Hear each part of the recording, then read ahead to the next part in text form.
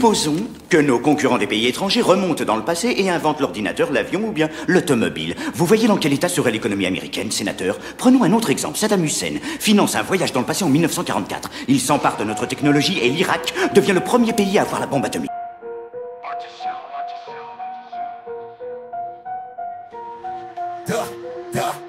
Lights, camera, action, 80s in the frame. Vintage flicks, big kicks, ain't no shame.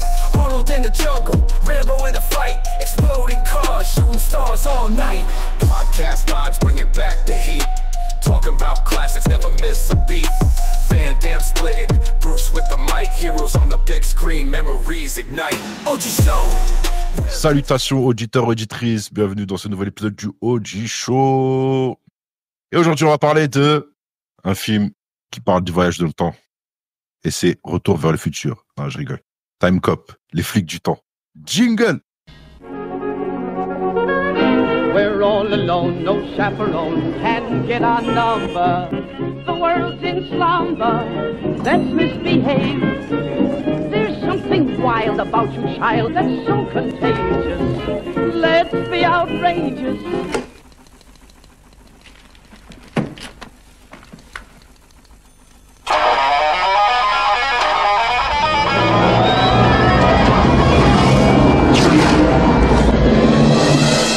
Ça va, cher associé? Ex-associé. Laisse-moi tranquille, je ne fais tort à personne. Tu vas revenir avec moi?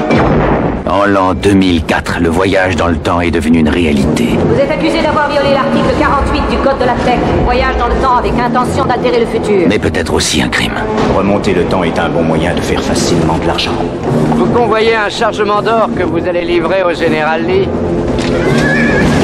Le bon génie est sorti de sa lampe et la technologie est devenue réalité. Cependant, un homme Tu connais Aaron McComb? est presque au bout du voyage qui lui donnera la toute-puissance. Il va devenir président. On n'a pas besoin de la presse, pas besoin de la vérité. On a besoin d'argent. Mais pour faire respecter les lois du temps, On sera encore ensemble dans 10 ans. Je serai morte. un homme est décidé à interrompre son voyage. Si je ne peux pas retourner dans le passé pour la sauver, ce salaud n'y retournera pas pour voler de Vous l'argent. ne reviendrez pas, Walker. Dans ma vie future, vous êtes mort. Je crois que votre ambition vous perdra. Jean-Claude Van Damme. Ron Silver. Descends-le! Nia Sara.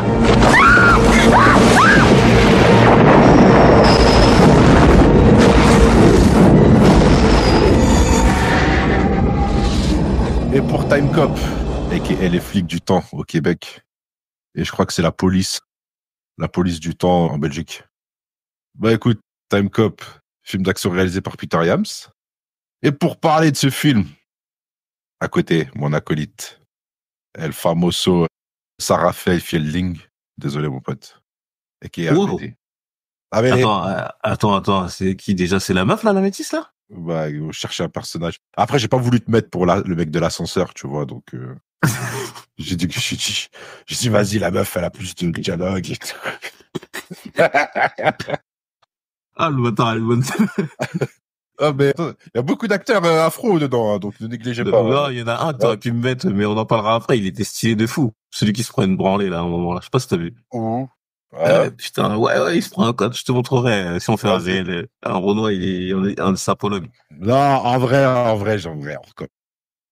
Commence, encore flotteur. Les deux les deux méchants là qui vont fumer Van Damme. J'ai oublié leur nom. Le gang des coiffeurs. Ouais. Mais là, ils sont stylés. Ils sont stylés. Ils sont stylés de ouf. Ils me font penser à des personnages qu'on verra plus tard dans un grand film. Je dirais plus. Bah, sinon, en tout cas, ce qui me fait rire avec ton intro à chaque fois, c'est comme s'il y allait avoir quelqu'un de différent, tu vois.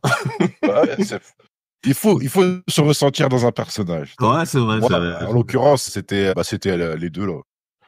Les deux moi, qui. Je complètement. pouvais pas être Ouais. Max Walker. Je pouvais pas être Max Walker. Et je pouvais pas être le sénateur Macomb. J'aime pas. À la rigueur, j'aurais pu être le trader là. Ouais, celui qui meurt au début, là. Ouais, j'aurais pu être lui. C'est typiquement ma personnalité. Moi, j'avais anticipé ta question et pareil, je trouvais personne. Je me suis dit, bon, vas-y, là, pour ce film-là, je suis spectateur. Ah. Y a rien. Mais bon, je prends le mec de l'ascenseur. Allez. Je suis content. Au moins, on a nos visions. Mais après, je vais te dire aussi un détail après, tu vas rigoler. Vas-y. Bon. Qu'est-ce que dirait Time Cop? Peter Yams, notre copain Peter Yams, les gars. Si vous savez pas, Peter Yams, on a déjà fait un épisode sur lui. C'était la fin des temps. Exactement. La fin des temps avec notre grand ami autrichien Arnold Schwarzenegger. Et T'as dit quoi à la fin? Schwarzenegger. T'inquiète pas, je me suis pas fait avoir avec la vidéo de Mohamed Ali, là. Tu vas pas me la faire. Tu vas pas me la faire, s'il te plaît. C'est pour ça que j'ai appliqué mon intonation, s'il te plaît. Ah, t'as été bon, bien vu. C'est un petit piège. Oui, je suis à l'affût, t'inquiète pas de tes pièges. Amédée, il veut me faire tomber pour racisme. Il va y arriver un jour, il va y arriver, ça va passer, ça va glisser tout seul. Mais pour l'instant, ma carapace résiste. C'est sûr, ça va tomber, mais on verra. Bon, qu'est-ce que vous parlez? Oui. Bon, Peter Yams, c'est notre copain. Le premier film de Van Damme. Il en réalise 3, il me semble. Ouais, 3. En limite, en sursis après ou en limite? Non. J'ai oublié le deuxième. Mort subite, ouais, voilà, merci. Mort subite et après Enemy Closer. Celui-là, je l'ai pas vu. Et franchement, pour Van Damme, faut le voir. Juste pour Van Damme. Le film est nul, mais juste pour Van Damme, faut le voir. Il joue le rôle du Joker de Heath Ledger dedans. Carrément. Mais ça résume bien la carrière de Van Damme. Et encore, je dis Heath Ledger, je suis pas sûr. Peut-être que je dirais plus Jack Nicholson. Tu vois, okay, mais il joue le Joker, tu vois. Comme Snipes dans Demolition Man, quoi. Ouais. Ok. Je vais regarder. Et bon. Déjà, c'est sorti le 16 septembre 1994. Budget environ 27 millions. Moi, j'ai 27 millions. T'as 27 millions? Et j'ai la même, moi. Box office, il a rapporté plus de 100 millions. Ouais, j'ai 101, moi. Ouais, moi, j'ai voulu arrondir à 100. Mais dinguerie, hein, par contre, dinguerie. Je savais pas qu'il avait marché autant, le film. Hein. Bah, écoute, apparemment, ouais, c'est l'un des plus productifs en termes de recettes. Je crois que c'est top 3 carrière Van Damme, hein, top 3 ou top 2. Top 1, ils disent, hein, ce qu'ils disent. Après, avec, je sais pas si on compte Expandable, mais Van Damme tête d'affiche. Même devant Kickboxer et tout? Ouais, parce que Kickboxer est sorti en 89, il a marché en cassette et tout après ça. Tu vois. Ah ouais, il y a aussi. 94, c'est Copland, c'est tout ça, tu vois. C'est la saison où tout le monde allait au cinéma, il n'y avait que des action movies, mon pote. T'es obligé d'en sortir un par an. La fin des temps et tout ça, tu vois. T'avais en plus, c'était une période où il y avait des gros films, il y avait le Roi Lion et tout, tu vois, et il prend quand même la tête, hein. J'avoue, je savais pas je sais pas, c'est vrai que ça, à quel moment il y avait. J'avais noté les films qui sont sortis, attends, si tu veux, je te les retrouve. Mais quand j'ai vu la liste, je me suis dit, oh, quand même, hein, il met des drills, alors, Forrest Gump, Pulp Fiction, Speed, avec John Wick. Ouais. Entretien avec un vampire, et il y a True Lies qui sort la même année. Oh. The Mask aussi. Il y avait du film, tu vois. C'est une belle année, quand même. C'est une belle année. Dumb and Dumber, ouais. Non, il y a vraiment, c'est le film qui fait le plus de recettes. En 94, c'est celui-là. Ouais. Dingue. C'est Jean-Claude Van Damme. T'as vu, quand même, on a tendance à, peut-être nous, parce que tu sais, c'est un Belge et tout, on sous-estime. Mais quand même, Van Damme, c'est un truc de fou, hein. Un Européen qui va au State et qui met une drill à tout le monde sur des entrées ciné et tout. Ah, les gars, quand même. Il avait les crocs, hein. Franchement, il avait les crocs. De fou. Il est venu déterminer, maintenant, aujourd'hui, ça marcherait moins, on va dire, mais... Ouais, là, c'est plus compliqué. Ah, quoique, les Anglais, ils arrivent un peu à gérer un peu au State, tu vois. Mais là-bas, là, Los Angeles et tout, là, c'est le cimetière. Tous ceux qui veulent devenir acteurs, là, ils finissent clando ou dans la prostitution, mon pote. Ah oui, bah, oui. Parce qu'ils viennent avec leurs économies, là, du Mississippi et tout, là, dans leur tiers-monde. Ils arrivent là, grosse ville, ils se font dépouiller, parce qu'ils connaissent l'envers du décor. Et c'est sombre. Après, soit ils finissent farfadés de Limoges à faire des backflips sur la route pour avoir des pièces ou... Bah, Van Damme, il aurait fini sur OnlyFans, Van Damme, un grand écart là. Ouais, à ce moment-là, ouais. À l'époque, tu sais, genre, leurs années, là, 80 et tout ça, ça me fait penser comme dans Scarface et tout. T'as l'impression que si tu rentrais dans cette boîte, t'allais connaître du monde et tout, t'allais rencontrer des gens et, tu sais, qui sont H24 là et tout. Alors qu'aujourd'hui, tu sais quasiment pas comment les trouver, sauf si tu scrutes leurs réseaux sociaux. Mais à l'époque, genre, on te disait, ouais, lui, il est toujours tout là-bas tous les samedis si tu veux le rencontrer. Et genre, t'avais juste à venir devant lui, faire une part. Ouais, t'avais l'impression que t'allais boire un verre, tu faisais la rencontre qu'il fallait, et le mec, il allait brancher, et ça Et c'est ça, et c'est ce que Van Damme faisait, entre guillemets, il traînait dans la zone des producteurs, là, tu vois, dans tout le périmètre, et il attendait, il cherchait, il connaissait tout. Le gars avait étudié la tête du producteur et tout, c'est comme ça qu'il rencontre la Golaem, là, et qui vient lui fait un pied levé sur lui, et il dit, ah, vas-y, viens, passe me voir. Alors que le mec, il a rien compris, tu vois. T'as capté, le réseautage, il était vivant avant, maintenant c'est Internet, hein. Mais c'est surtout qu'il fallait oser, tu vois, fallait prendre les choses en main et faire des trucs de ouf. Bah déjà, quand tu quittes la Belgique pour aller au State, après pour aller tenter un réseautage sans parler anglais et tout, les gars, c'est du jamais vu ce qu'il fait. Hein. En plus avec son pote le rebeu. Ouais. Non, moi, c'est vrai que pour ça, respect éternel à Van Damme. Hein. Staff pas, mais en même temps, en fait, lui, il est arrivé sans... Bon, il a de la chance, c'est que son physique faisait avantage pour lui, tu vois. Ouais. C'est ça qui l'a sauvé. C'était un petit beau gosse, belge, avec l'accent. Il était bien sdeg en plus. Moi, pendant le film, j'arrêtais pas de me dire, quand même, il est frais, l'enfoiré, tu vois. J'avais pas bien, à l'époque, je voyais pas ça comme ça, mais il est avantagé.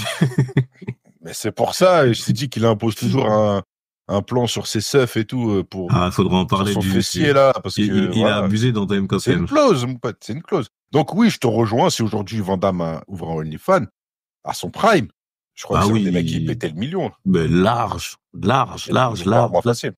Rien que direct, ce film-là, il y a des scènes où c'est limite. Voilà. Moi, je dis, t'as vu, est-ce que tu te seras abonné? Est-ce que je me serai abonné? Oh non, ça, c'est un autre débat. Ça, c'est un autre débat. Cela ne regarde pas. Voilà. Mais, il y a réflexion à faire.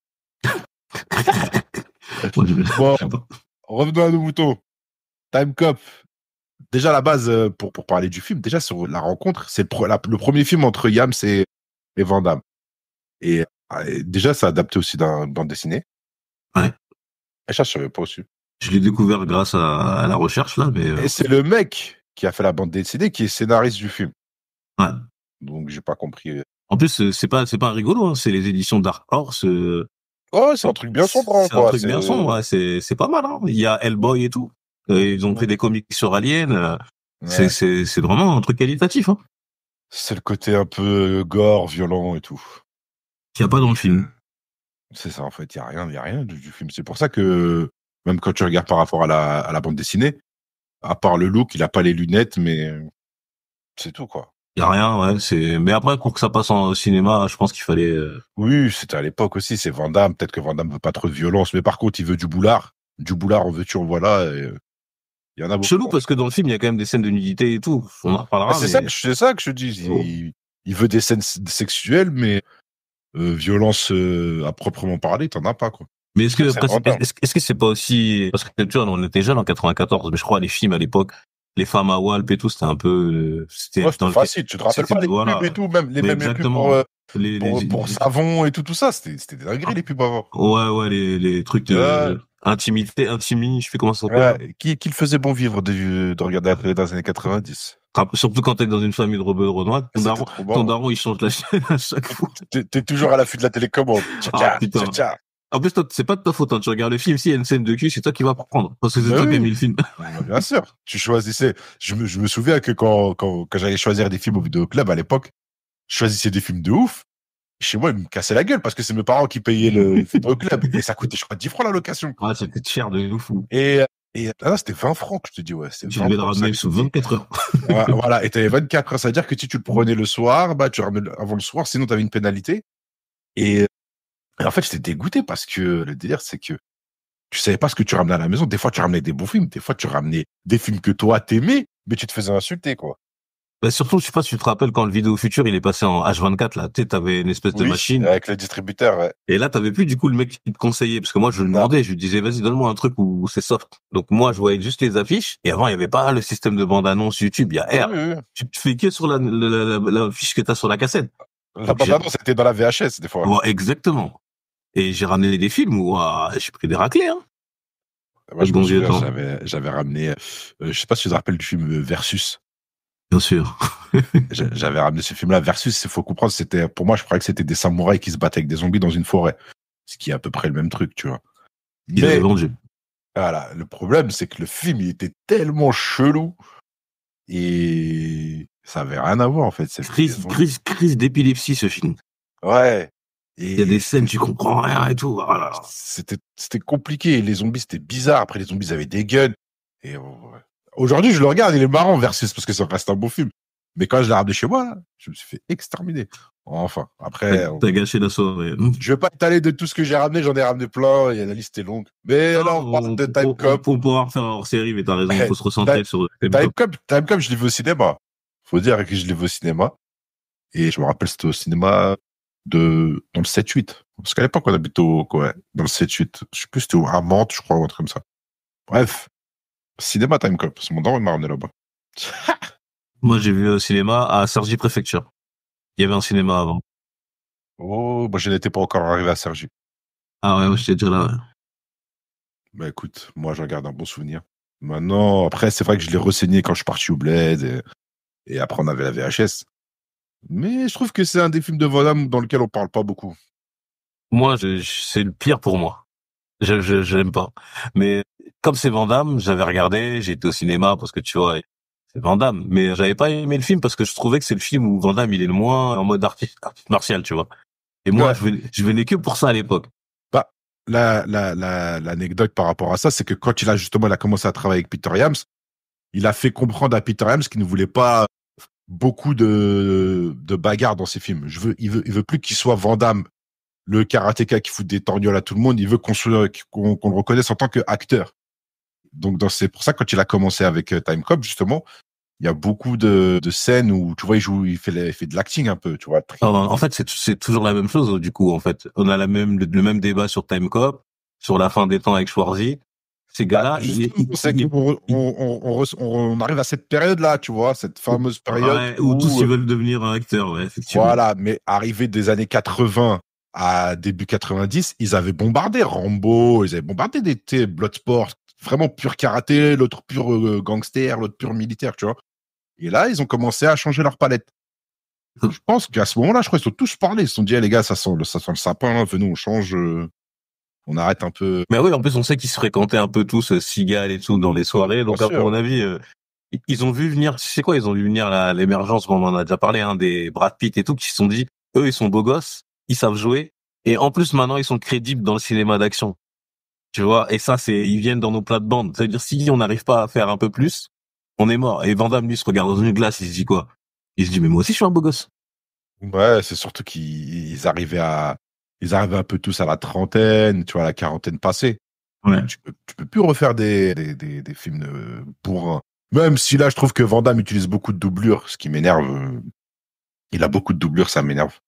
C'est le reproche que je peux faire à Van Damme. Je pense que lui, dans ce film-là, parce que j'ai regardé un peu, c'est une période un peu sombre pour lui, dans la vie personnelle. Mais là, il tournait à des kilos de voilà, zen. C'est ça. Gros, il était sur le toit du monde. C'est là où il part en freestyle. Et il était comme Michael Jackson et tout, tu vois ce que je veux dire. À ce moment-là, t'as ce statut-là, tu vois. Genre, petite star mondiale. On t'envoie des 10 millions, des 15 millions pour l'époque pour faire des films. Quand même, tu vois. Et tu crouches sous les projets. T'es là, tu découvres les technologies, téléphones portables, les limousines, les machins. Le gars, il est fou. Bah, je peux comprendre, moi. T'étais là, tu faisais du karaté dans je sais pas quelle rue en Belgique, mon pote. T'avais des grosses lunettes. T'avais même pas d'oseille. Et là, d'un coup, wesh, Jean-Claude Van Damme. Jusqu'à il en a oublié son français, tu vois. C'est ça, en fait, c'est d'où il part, il en a oublié son français. Il faisait que des interviews en anglais. Il faisait genre, le mec, j'ai un peu oublié le français, excusez-moi. Alors, c'est un escroc, c'est un mytho. Mais, et en gros, merci les States. Merci les States. Regardez où je suis aujourd'hui. Je suis quelqu'un. Il y a des meufs qui m'appellent tous les jours. Van Damme est le roi du monde, voilà. Sur ça, je comprends son pétage de câble. Donc, ouais, il faisait pas trop ses cascades et il cassait beaucoup la tête sur le tournage. Mais là, quand il rencontre Yams, il dit, en gros, Peter, mon pote, maintenant, moi, je veux jouer le Van Damme acting. Donc, je veux pas trop de bagarre. Et c'est pour ça que tu verras par la suite que tu vas faire Mort Subite juste après. Mort Subite, Van Damme, c'est un mec lambda. Ni karaté, ni Walou. C'est juste des patates, on se tape, je te jette un couteau, tu vois. Mais tu verras aucune prise de karaté, aucun coup de pied retourné, rien. Je me rappelle plus de Mort Subite. Tu verras. C'est une dinguerie. Quand tu regardes les 3 films qui sont faits ensemble, et même sur le dernier Enemy Closer, où je te dis qu'il fait le Joker, c'est qu'il fait vraiment le Joker. Genre, pendant tout le film, tu le vois pas se battre ou quoi que ce soit. Tu le vois faire vite fait 2-3 coups de pied et tout.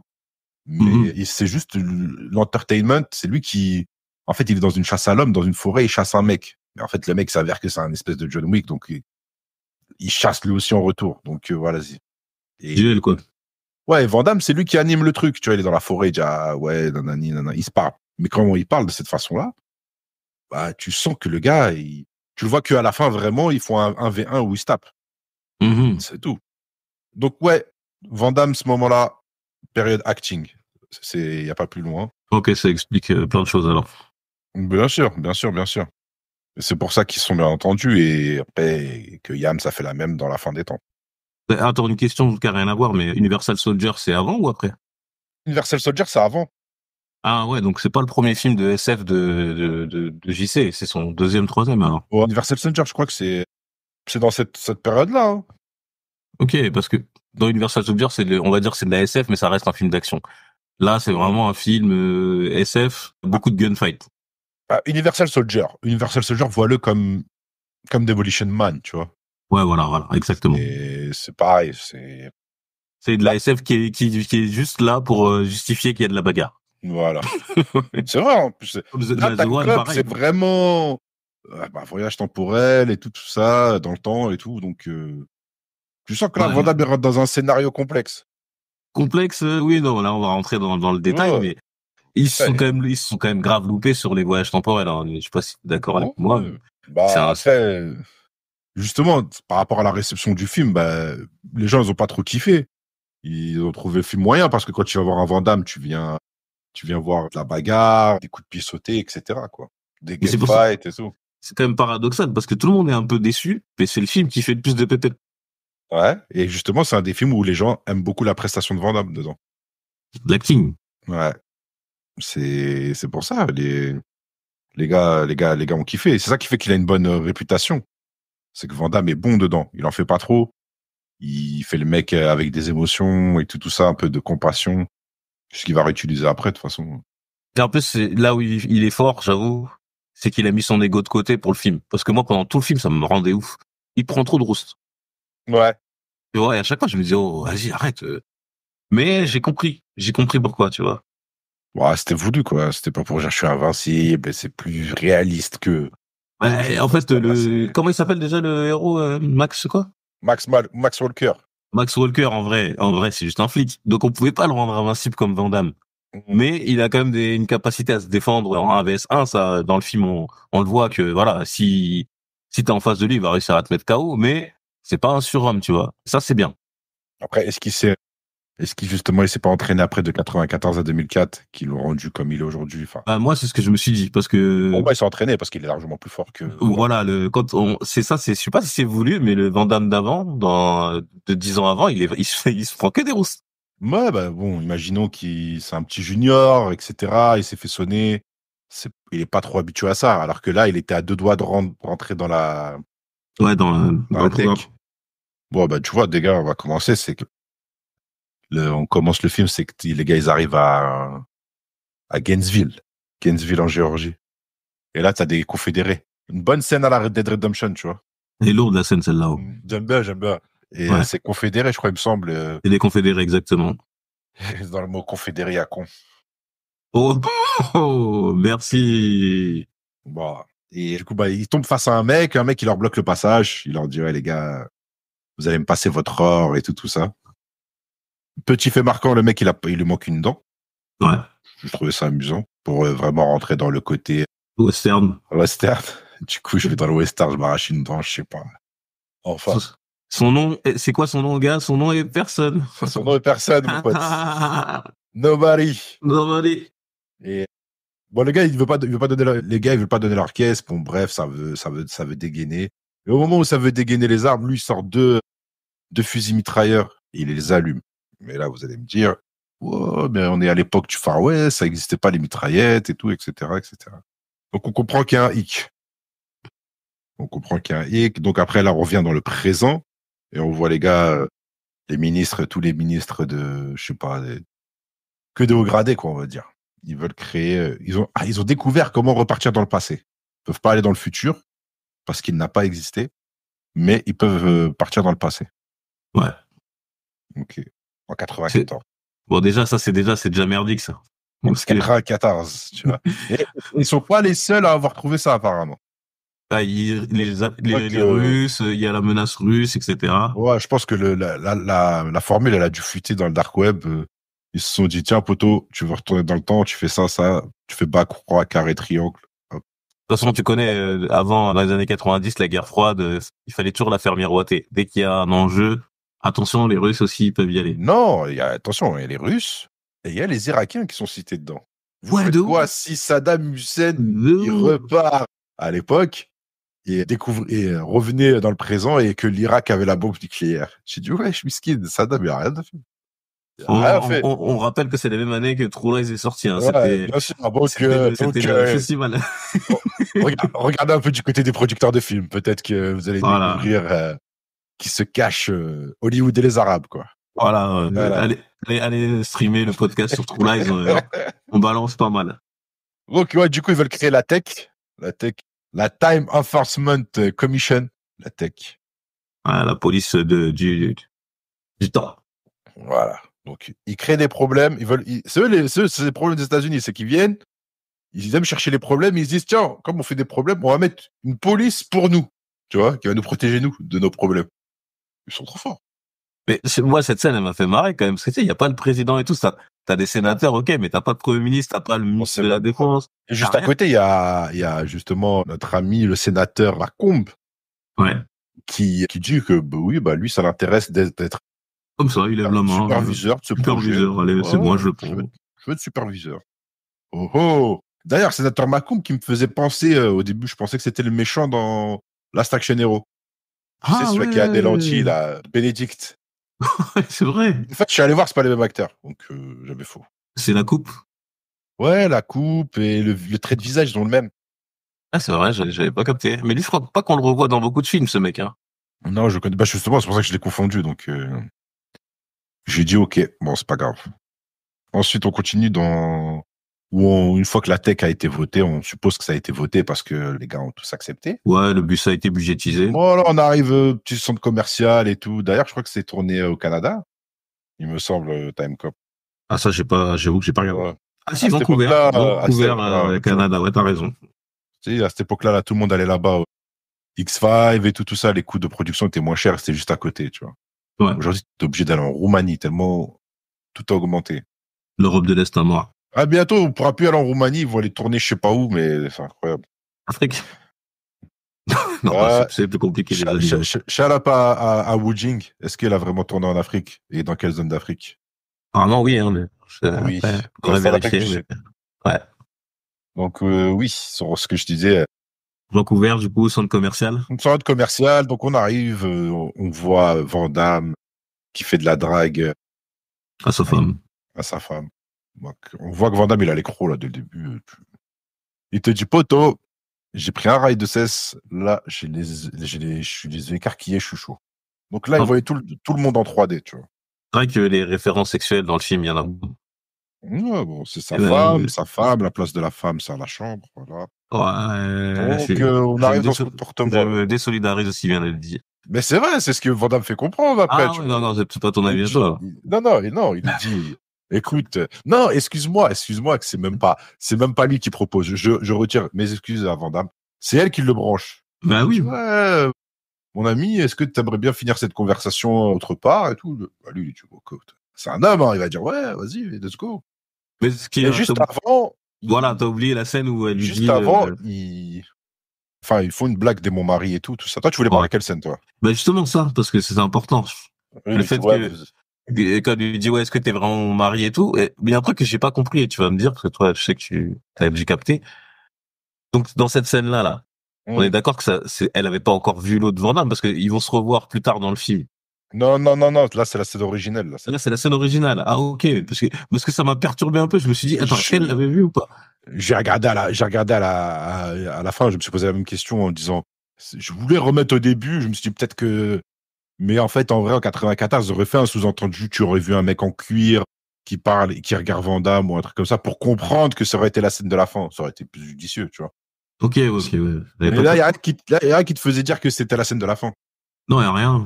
Tu vois. Donc, si je te dis, on aurait vu peut-être un autre mec de dos qui fait genre, je sais pas. Ou alors, on aurait vu de Van Damme, je t'aurais dit, ouais. Non, mais en plus, t'as raison, parce que si il serait venu, là, à cette époque-là, bah, il aurait changé les choses, il aurait pas laissé mourir. Ouais, on serait revenu au début, quoi. Donc, okay, il livre le truc pour. C'est vrai, c'est pas logique. Donc, on arrive, et là où je me suis dit, on voit un voleur qui est en roller, un voleur en roller. Oh. Il ressemble à Bulk des Power Rangers. Putain. Tu vois, c'est le gros là. Ouais, le gros. Ah, voilà. Il me fait penser à lui. Donc, il arrive, il vole un sac à une mamie. Franchement, ceux qui volent les sacs aux mamies, là, vous allez aller en enfer. C'est pas bien. Je vous déconseille de faire ça. Alors, une autre question sur ça, parce que j'ai pas compris aussi. On dirait que Van Damme, il le voit venir. Enfin, on dirait qu'il sait qu'il va venir avant qu'il arrive. Je sais pas comment tu... C'est un keuf. Ouais, mais attends. Les keufs, ils ont le sixième sens. Ils sentent quand il y a un truc qui va péter.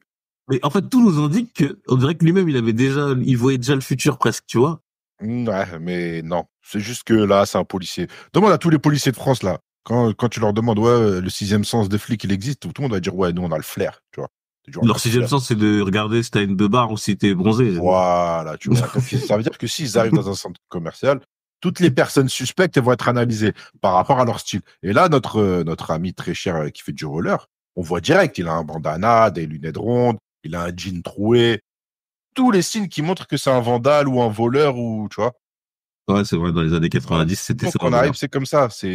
Tout le monde est bien habillé. Il y a que lui, il arrive en mode Air Force, bandana et tout ça, jean. Ça, c'est les ploucs. Ça, c'est les lascars, c'est les racailles. Et donc, Van Damme, il a analysé, c'est un kief. Très bien. Donc, tu peux pas teaser. Donc, son analyse était juste. Il vole le sac à la vieille. Heureusement qu'il a fait pas tomber la vieille. Ça m'aurait énervé. Ah, c'est globalement sympa comment il prend le sac. Hein. Et voilà. Il a juste dit, excusez-moi, madame. Elle a dit, oui, monsieur. Et hop, il a tapé une accélération. Mais comme il est dans un centre commercial, il y a du monde, il se fait vite rattraper par Van Damme, qui lui met son pied perpendiculaire. Et ça, c'est la spéciale de Van Damme.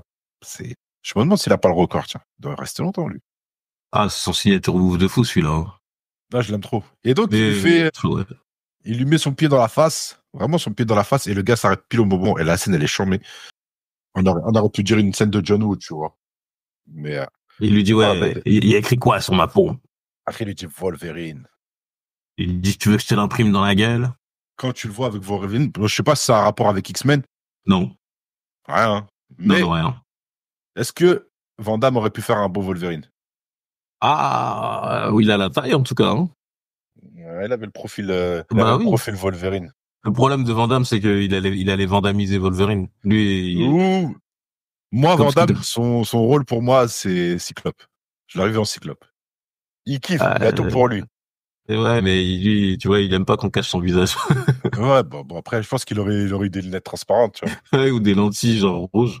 Mais Van Damme, il peut pas jouer autre chose que Van Damme, tu vois. Même dans Time Cop, malgré tout, même s'il a voulu, ce que tu me dis, c'est ça, hein, c'est qu'il a voulu faire de l'acting et tout, mais ça reste Van Damme. Bah, c'est parce qu'il a sauté ses étapes, lui, dans sa carrière. Lui, il est arrivé, il a juste dit, je fais des coups de pied, les gens, ils kiffent, ils aiment bien le spectacle. Il a jamais compris que... Bah, peut-être qu'après, son talent d'acting, il était limité à l'époque, je sais pas. Il était pas dans les codes. Aujourd'hui, il fonctionne... Aujourd'hui, franchement, il aurait pu percer dans son acting. On peut considérer le meilleur, parce que le niveau qui arrive, il est bas, donc... Non, mais même lui, il a step up. Hein. Et même d'ailleurs, dans Time Cop, là, puisqu'on est dessus, moi, j'ai pas vu de truc où ça m'a gêné. Et je trouve que c'est lui qui joue le mieux par rapport aux autres, d'ailleurs. Bah, après, oui, il est pas entouré de fous, quoi. Bah, il y a pas d'acteur de fou, hein, clairement. Hein. Le sénateur, il joue très mal. Sa femme, elle a pas quelques scènes, elle joue mal. Et le seul qui joue assez bien, c'est son chef dans la police. Ouais, le chef de la police. Après, le sénateur, il me faisait penser à Andy Garcia dans Ocean Eleven. Tu sais, dans les, je sais pas, dans les manières et tout ça, tu sais, je le voyais comme ça, en fait. Il a un petit charme, mais... Ouais, surtout quand il vient, il lui pète la gueule à son assistant dans la voiture. Ah ouais. Après, son assistant, il est traumatisé, même. Il lui pète le nez. Vrai badass, tu vois, vrai sénateur. Tous les sénateurs sont comme ça. Donc, ouais, on va le fameux. Donc, ouais, une fois qu'il a arrêté le gars, là, le voleur. Voilà, le voleur, il lui a dit, bon, arrête de voler, va trouver un travail, change d'accoutrement, mène une vie tranquille. Et là, il regarde en haut et il voit les deux beaux gosses. Les deux mecs les plus beaux du film. Franchement, c'est incroyable le duo. Techniquement, Flo, tout, ils sont avant-gardistes. Il manque rien. Sur plein de choses. D'ailleurs, c'est un truc que je voulais te demander, c'est que leur style à eux, là, dans toute la bande à, justement, sénateur Aaron Macomb, leur style vestimentaire, j'ai l'impression que Matrix pompe sur ça, sur certains styles. Parce que quand j'ai vu leur sap, avec les lunettes et tout ça, comment ils arrivent. Le cuir et tout, ouais. Ouais, comment ils arrivent. Surtout la fameuse scène où, tu sais, les sénateurs et les 2 sénateurs se voient, celui du passé et du futur. Ouais, quand ils arrivent, ils pop de la porte spatiale. Ouais. Et cette scène-là, j'aurais dit, wow, truc à la Matrix. Bah, c'est là où je te disais, il y a un Renoir, on prend peut-être un réel. Tu vois comment il est habillé. Et leur style, ça me fait trop délirer, moi. Bah, c'est ça. Je pensais pour moi qu'il y avait une inspiration Matrix. Enfin, Matrix. En tout cas, ça, par contre, c'est ce que tu dis, c'est vraiment bon. C'est top. Comment ils ont designé la mode du futur. Parce que tu vois, quand tu fais un film sur le futur, c'est toujours un peu au risqué. Tu dois créer une technologie, par exemple. Bon, on en reparlera, les voitures et tout. Ils se sont gourés sur plein de trucs dans Time Cop, hein. Mais par contre, sur le style, moi, je trouve ça magnifique. Ouais, non, ils ont un bon style, moi, j'aime bien, moi. Ils font trop mal. Et surtout le gang moi, je l'appelle le gang des coiffeurs, hein. Le gang des coiffeurs, ils sont trop stylés. Ils sont avant-gardistes. En plus, ils sont maquillés un peu, ils ont les ongles. Et aujourd'hui, il y a des mecs qui font ça, hein. Ils ont une avance sur la mode, tu vois. Et les cheveux longs. Et aujourd'hui, c'est revenu. C'est là, c'est le côté un peu émo, sensible, truc. Ils l'ont, tu vois. Et non, chapeau. C'est vrai. Et c'est pas fini. Donc ensuite, là, ils voient les deux beaux gosses. On va les appeler casseurs-flotteurs parce qu'on n'a pas leur nom. Non. Et on dirait un groupe de boys band. Vraiment, tu sais, genre Mini Valini et tout, là, tout ça. Donc, vraiment, c'est vraiment ça. C'est un binôme. Tu sens que les gars, ils ont vécu plein de choses. Ils auraient dû avoir un spin-off. Ouais, ils ont nettoyé dans le monde entier, dans différentes époques. Notre Walker, là. Il retrouve sa femme lui dit, mon ami, viens à finir un entretien à la maison. Donc, du coup, ils partent à la maison, ils passent un entretien. Une fois que l'entretien est fini, elle lui dit, Max, j'ai quelque chose à t'annoncer. Et lui, là, comme par hasard, à ce moment-là, son téléphone, il sonne. Et t'as vu, je me suis toujours dit qu'à l'époque, c'était Van Damme qui l'appelait pour lui dire du futur. De partir. Ouais. Mais en fait, non. Rien à voir. C'est vraiment, Ah, t'es sûr? Parce que moi, je me suis dit, c'est ça? Mais non, parce qu'apparemment, il lui dit, il y a une intervention, donc. Ah, c'est peut-être alors le sénateur qui a fait appeler pour le faire sortir, tu crois?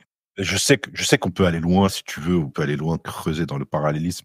Mais, on va juste dire que quoi, c'est Van Damme qui appelle son propre Van Damme. Enfin, Walker qui appelle son propre Walker pour lui dire sors, pour que ça arrive vraiment, pour que ces lignes temporelles elles continuent. Comme ça, lui, il peut venir et se venger. Ah oui, parce que c'est censé arriver pour que lui, il devienne plus tard ce qu'il. Mais en fait, c'est nous, on est fous. Parce que le film, il va pas si loin que ça, je crois. Ah non, mais c'est possible, parce qu'on peut peut-être se dire. Déjà, pour un truc, faut m'expliquer. Bon, on va revenir après. Mais là, elle lui dit, OK, il doit aller taffer. Bon, au moment où les deux mecs, là, 2 casseurs flotteurs, ils arrivent devant la maison. Déjà, on sait pas pourquoi. Pourquoi ils veulent la peau de Max Walker. Non. Et tout ça, ça a mené à que Max Walker se fasse casser la gueule et qu'il est laissé pour mort. Mais bon, il avait un gilet pare-balles, donc il n'est pas mort. Mais quand il veut aller sauver sa femme, elle est dans la maison et on voit un certain mec qui ressemble justement au sénateur. Mais la maison, elle explose. Donc là, Max, il voit que sa femme, elle est morte. OK.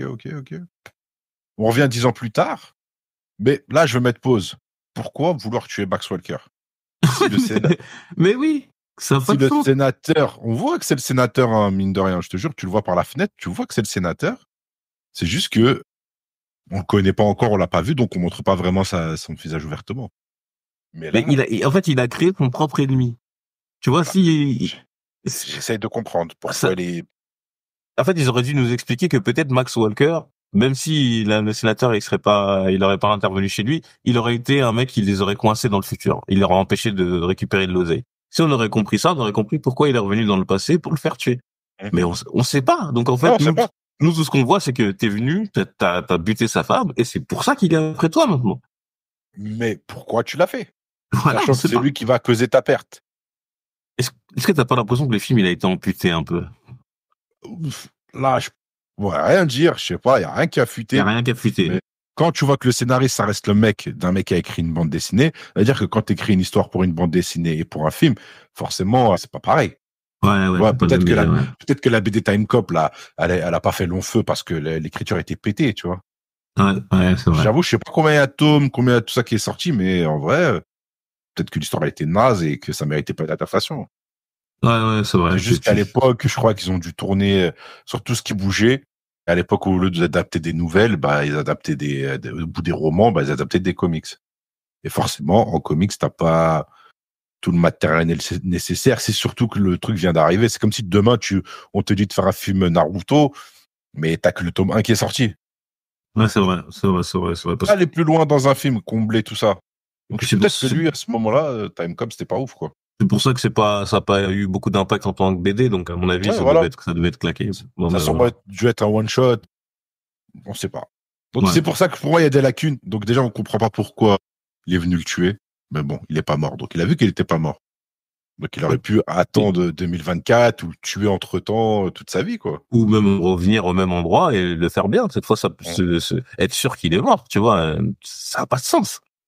Je sais pas. No comment. Ouais. On va DM Peter Yams.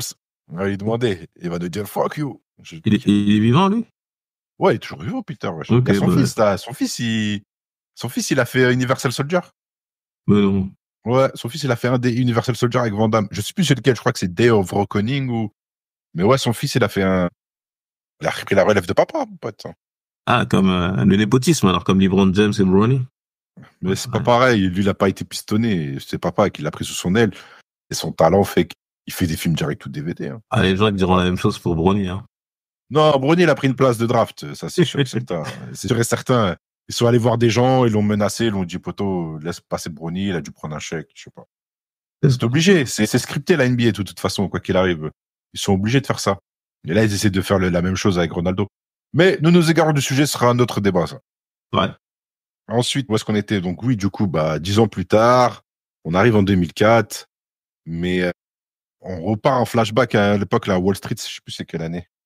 Je sais pas, mais c'est l'époque du crash boursier, apparemment. Ouais, crash boursier, oui, tout le monde se jetait par voilà, par contre, j'ai pas fait de recherche, je sais pas. Je sais plus c'est quelle date, 1800 peut-être ou 1900. Ouais, voilà, en tout cas, c'est vieux. C'est une date fatidique. Sachez qu'à ce moment-là, c'est là que ça part en vrille dans le monde et que les banques nous la mettent profonde.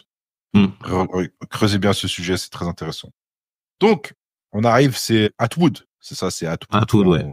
On voit Atwood qui arrive dans sa voiture. Bon, il a de l'argent. C'est un trader. Il vient, tout le monde le respecte. Il monte dans l'ascenseur, justement, avec notre ami ABD. Voilà, notre ami ABD, qui lui explique. Il lui dit, ouais, tu sais, à force que les gens se jettent, bientôt, tu n'auras plus de taf. Et lui, il a dit, seulement pour descendre, j'aurai plus de taf. Elle est pas mal, cette blague, quand même. Tu vois, ça veut dire quoi qu'il arrive. Les gens, ils montent. On sait pas comment ils descendent. Ça, c'est leur problème. Donc, Atwood arrive dans son bureau. Ok, c'est charmé. Là, il sort le journal. Et là, il sort le USA Today de 2004. C'est ça? C'est l'USA Today. Ouais, exactement. 2004. Et là, on dit quoi? Nani? On est en 1800, je sais pas combien, ou 1900. Et le gars, il sort le journal de 2004. Comment il a fait? Au passage, on n'a toujours aucune explication sur le mec qu'on a vu à la guerre de sécession. Le western, là, jamais on va avoir de... On ne sait pas c'est qui. On le revoit plus jamais. Mais c'est son nom et personne. Voilà. C'est Trinita. On sait pas ce qu'il a fait. Bon, bref. Et on sait pas d'où ils ont la machine. Mais c'est pas grave. On arrive. Et là, on voit que le gars achète des actions des sociétés de l'époque jusqu'à 2004 pour voir combien elles font. Ouais, ça, j'ai pas compris. Si t'as une explication, je veux bien. En gros, c'est comme si demain, tu savais que, je sais pas, hein, au niveau des 12 colonnes, il y a un truc qui est à vendre et qui a été vendu en 1850 pour la modique somme de 5 francs. Et que tu sais qu'aujourd'hui, en 2024, ça en rapporte, le terrain, il vaut 30 millions. Tu vois? Ça veut dire que il fait vrai de la spéculation sur 200 ans aussi. Voilà. Ça veut dire que lui, quand il est arrivé à l'époque, là, de Wall Street, il achète des actions de l'époque qui sont encore actifs en 2004. Ok, donc du coup, après, si Microsoft aurait existé en 1800, machin, et qu'elle existe toujours en 2024, lui, il a acheté plus de 100 000 actions. C'est-à-dire que 100 000 actions en 2024, ça lui fait, je sais pas, combien a valorisé l'action, peut-être 1 million, 2 millions, tu vois, donc ça fait peut-être 200 millions. C'est bon, j'ai capté. C'est comme ça qu'il faisait. Et lui, il swingait sur les deux trucs. Sous un autre nom. Enfin, bref, après, c'est ce que je suppose, parce qu'il dit un nom. Il dit acheter ce nom, mais en 2024, comment il récupère ça? Mais c'est pour ça que je comprenais pas. Je me suis dit, mais je veux bien, tu fais de la spéculation, mais là, c'est vraiment sur des centaines d'années. Je sais pas comment il va récupérer ça, peut-être après. Mais non, ce que tu dis, c'est pas bon. C'est pour après le sénateur, à mon avis. Après, je sais pas s'il a une lignée, peut-être c'est de l'héritage, tu vois. Je sais pas. Mais en tout cas, ce qui est marrant, c'est qu'il sort un Walkman. Moi, ça me fait rire parce que c'est censé être le futur. Et nous, quand on regarde aujourd'hui, on se dit, ah, c'est déjà le passé. Et le Ouais, fait ça. que eux, ils vont dans le futur en 2004, sachant que nous, on est en 2024, 20 ans plus tard, c'est quand même bizarre, hein. Il a ramené un Walkman, donc Ouais. c'est pété. Il aurait pu faire un truc justement streaming ou un... Mais bon, il aurait fallu du réseau. Bon, je sais pas. Mais à l'époque, ça avait dû nous mettre plein les yeux, parce que je pense que les Walkman venaient de sortir. Oui, chez nous aussi, c'était un délire. Donc, c'était Ouais, voilà, je pense que c'est... pour dire, regarde, le Walkman, c'est plus flagrant.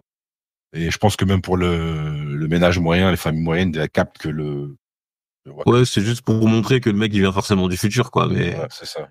j'ai trouvé qu'ils auraient pu faire autre chose, un peu plus discretos, tu vois. Mais bon, Le après. budget, le budget, il est parti dans le salaire à Van Damme, donc casse pas. Ah ouais, il y a ça aussi. Ouais. Oui, faut aller acheter de la coke et ça coûte un budget hein, de la faire venir de Bogota ou de Miami, je pense qu'à l'époque il la faisait. Donc oui, là qu'est-ce qui se passe? Il y a un gros blanc, le gars il regarde en face de lui, et là on voit sa Max Walker qui Ouais. arrive en mode Stargate. ouais Stargate, Emile, tu vois, c'est vraiment Ah, c'est plus What Emile, là, l'espèce de fondu dégueulasse, là. ouais, tu sais à l'époque ça fait des ils aiment beaucoup les vagues et tout ça. C'est moche, mais c'est efficace. Donc il lui dit hey, salut comment on appelle ça, partenaire. Ah, c'est vrai, mon ex-associé. Van Damme lui répond ex-partenaire. Ok.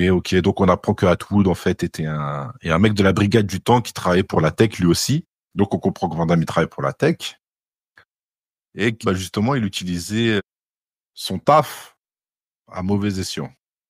D'ailleurs maintenant moi j'ai une question. Si toi t'aurais ce taf là, t'aurais fait quoi? Ah, moi, c'est pour ça que j'aurais pas accepté ce genre de boulot, parce que j'aurais foutu le bordel. Non. Supposons que on est corrompu comme Atwood. Toi t'aurais fait quoi justement pour gagner de l'argent?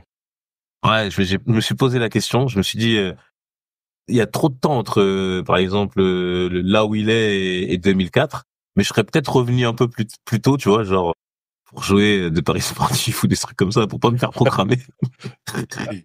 Parce que si tu prends trop d'argent, ça va se voir.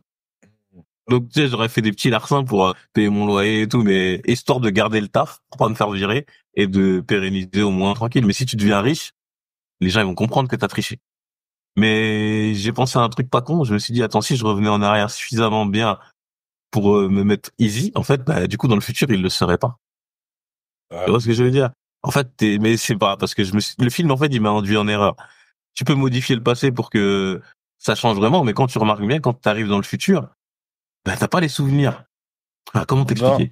Voilà. Les souvenirs ne viennent pas de ce qui s'est passé entre temps. Voilà, ça veut dire que toi, tu sais. J'ai trouvé que c'était un défaut, ça. Ça, tu sais pas, ça veut dire que toi, t'arrives et tu peux faire v'là les gaffes parce que, en fait, tu sais pas ce qui s'est passé pendant le trou où t'étais pas là.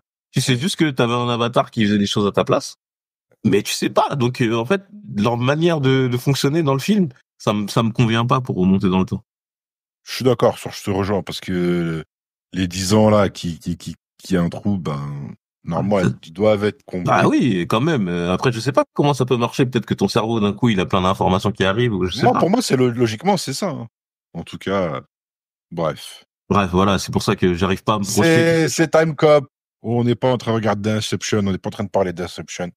Non, c'est clair. J'ai pas ma grille de niveau de Time Cop. Ma grille de lecture, elle est pas haute. C'est-à-dire que ça m'a pas dérangé pendant que je regardais le film. Je me dis, vas-y, je m'en fous. Donc là, Atwood, pendant qu'il lui raconte des bobards, il se fait de l'argent tranquillement, on lui dit rien. Il appelle sa garde privée, sa garde du corps. Et là, on a une séquence que je kiffe de fou, c'est que le grand boxeur, là, t'as vu, il arrive ou pas? Il regarde Van Damme, il lui dit, j'ai tenu 10 rounds contre un boxeur. Je sais plus c'est quoi le nom. Ouais, je sais plus. J'aime trop cette phrase, parce qu'il fait la pose des boxeurs. Et Van Damme lui met une torgnole, mon pote. En plus, la pose des boxeurs, tu vois, à l'époque, là. Tu vois, bien on se la donne et tout, tu vois. Et il a dit, j'ai tenu 10 rounds, il a dit, ah bon? Et là, il lui met un combo. Non, ça, c'est il le met KO d'un coup, il dit, ouais, moi, j'ai vu Tyson face à, je sais plus qui. Merci. J'ai tenu 10 rounds avec John Sullivan en personne. J'ai vu Tyson battre Spinks à la télé. Donc, c'est là, plus sa rêve, c'était Tyson. Big dédicace à Tyson, apparemment. Avec son combat truqué contre Jake Paul. Mais bon. Voilà. C'est une petite parenthèse. No comment. Et par contre, c'est lui le Captain America des États-Unis. C'est lui les fesses de l'Amérique. C'est vrai. Franchement. Tyson est officiellement devenu les fesses de l'Amérique. Elles sont plates, mais elles étaient là. Oh, je t'interdis de critiquer. C'est les Non, fesses de l'Amérique. Ça représente bien les fesses actuelles de l'Amérique. Voilà. Ah ouais, voilà, ok, actuel. Voilà. Voilà. Bon, continuons de cette parenthèse.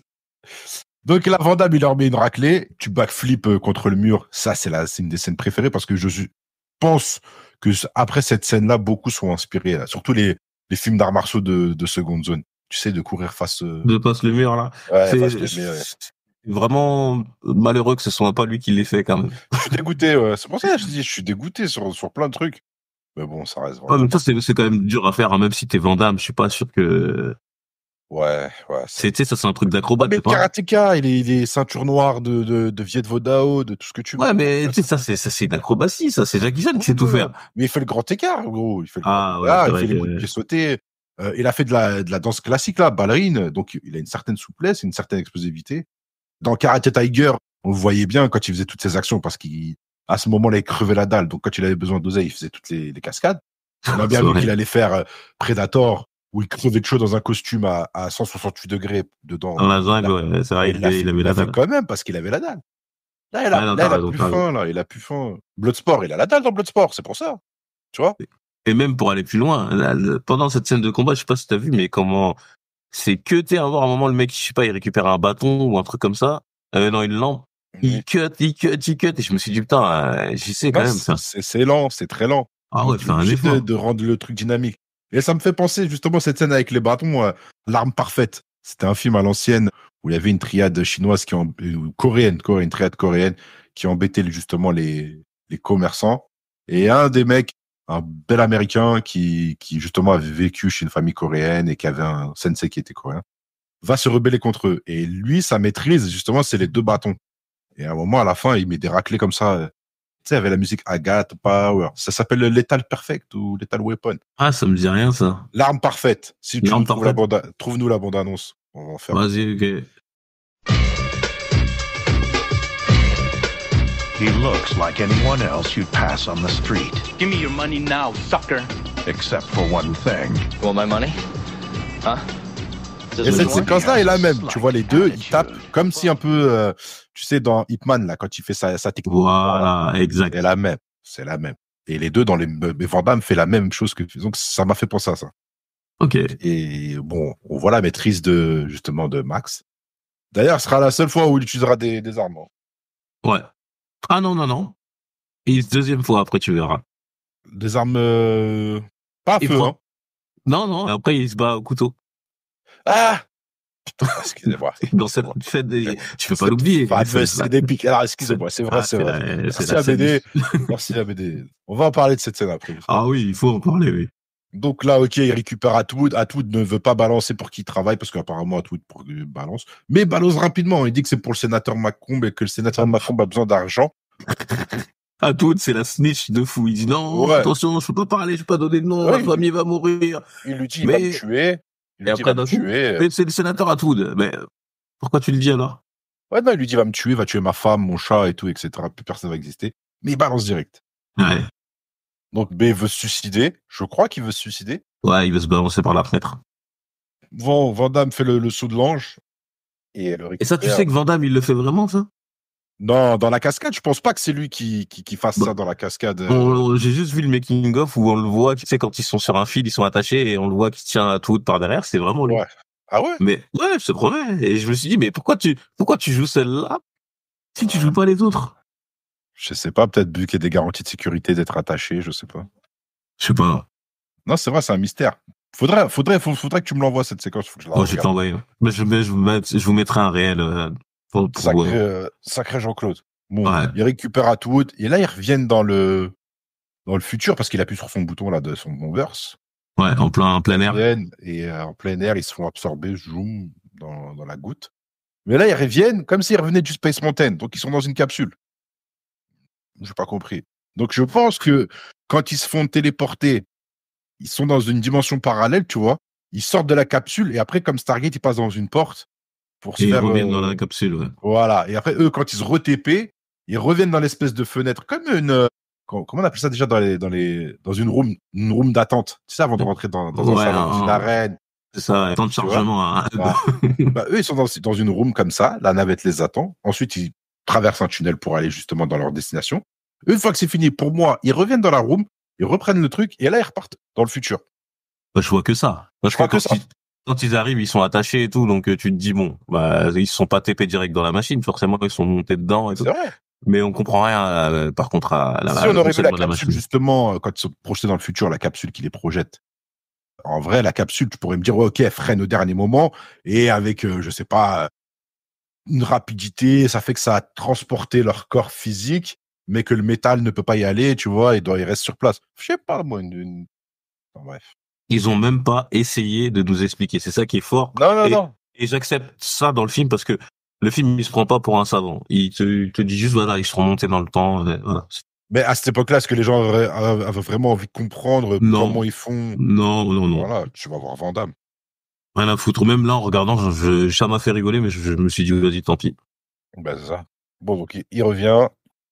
Atwood est jugé coupable. Il veut pas balance. Il a balance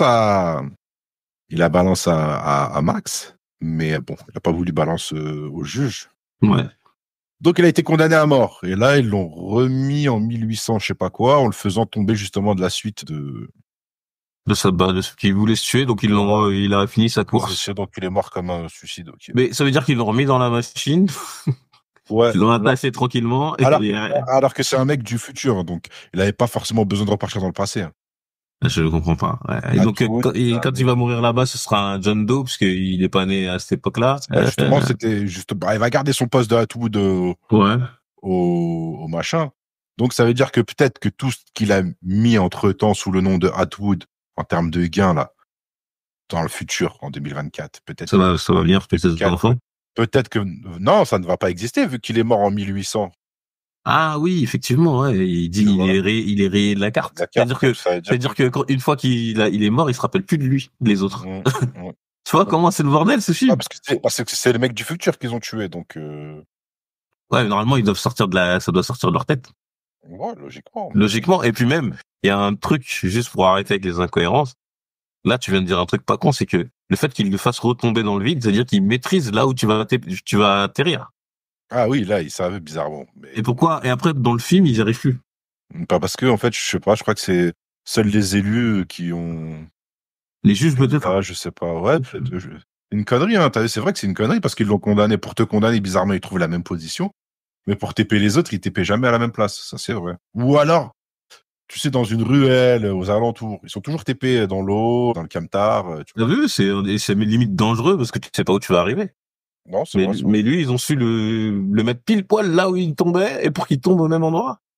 C'est chirurgical. C'est des juges. Bon, allez, vas-y.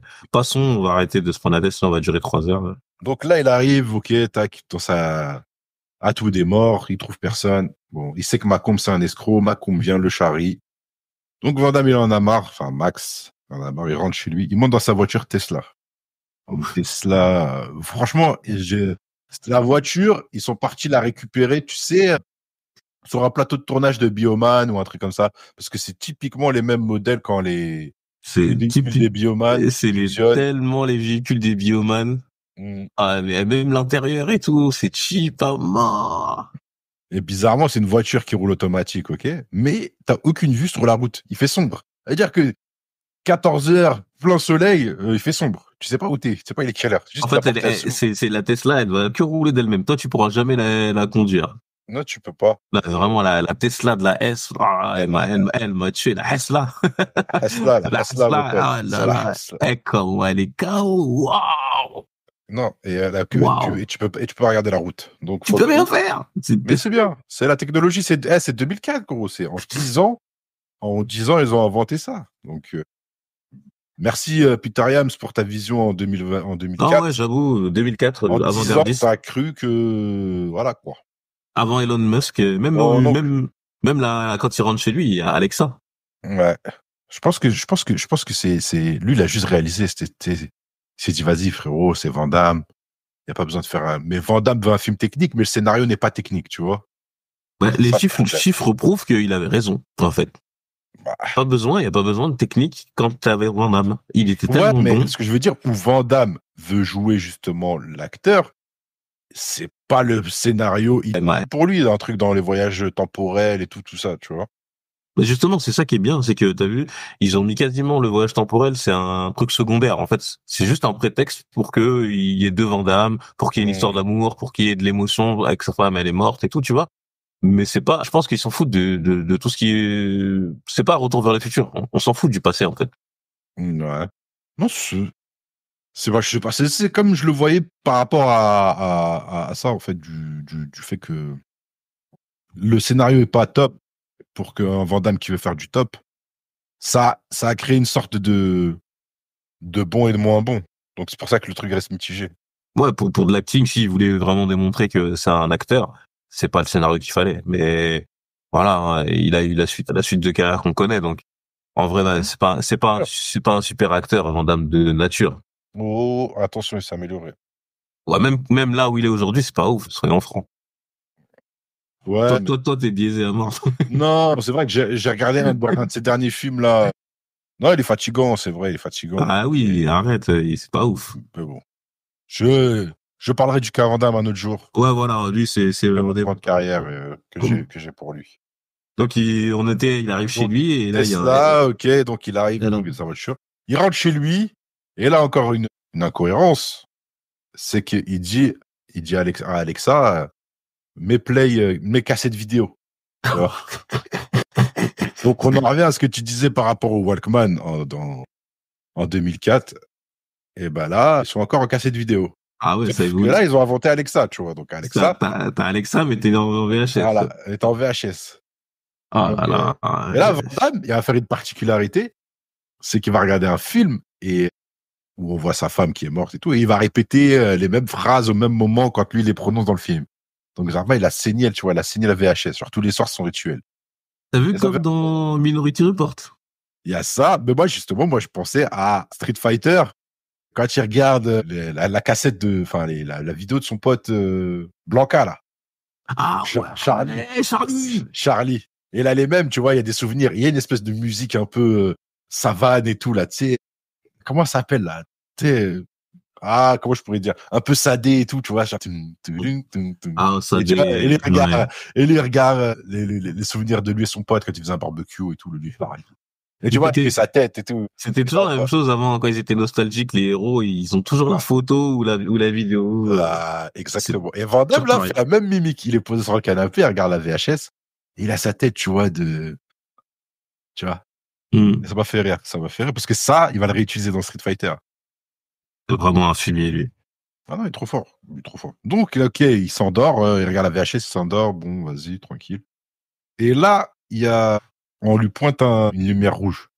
Et là, Van Damme, sixième sens, il ouvre les yeux, il esquive le taser, bagarre.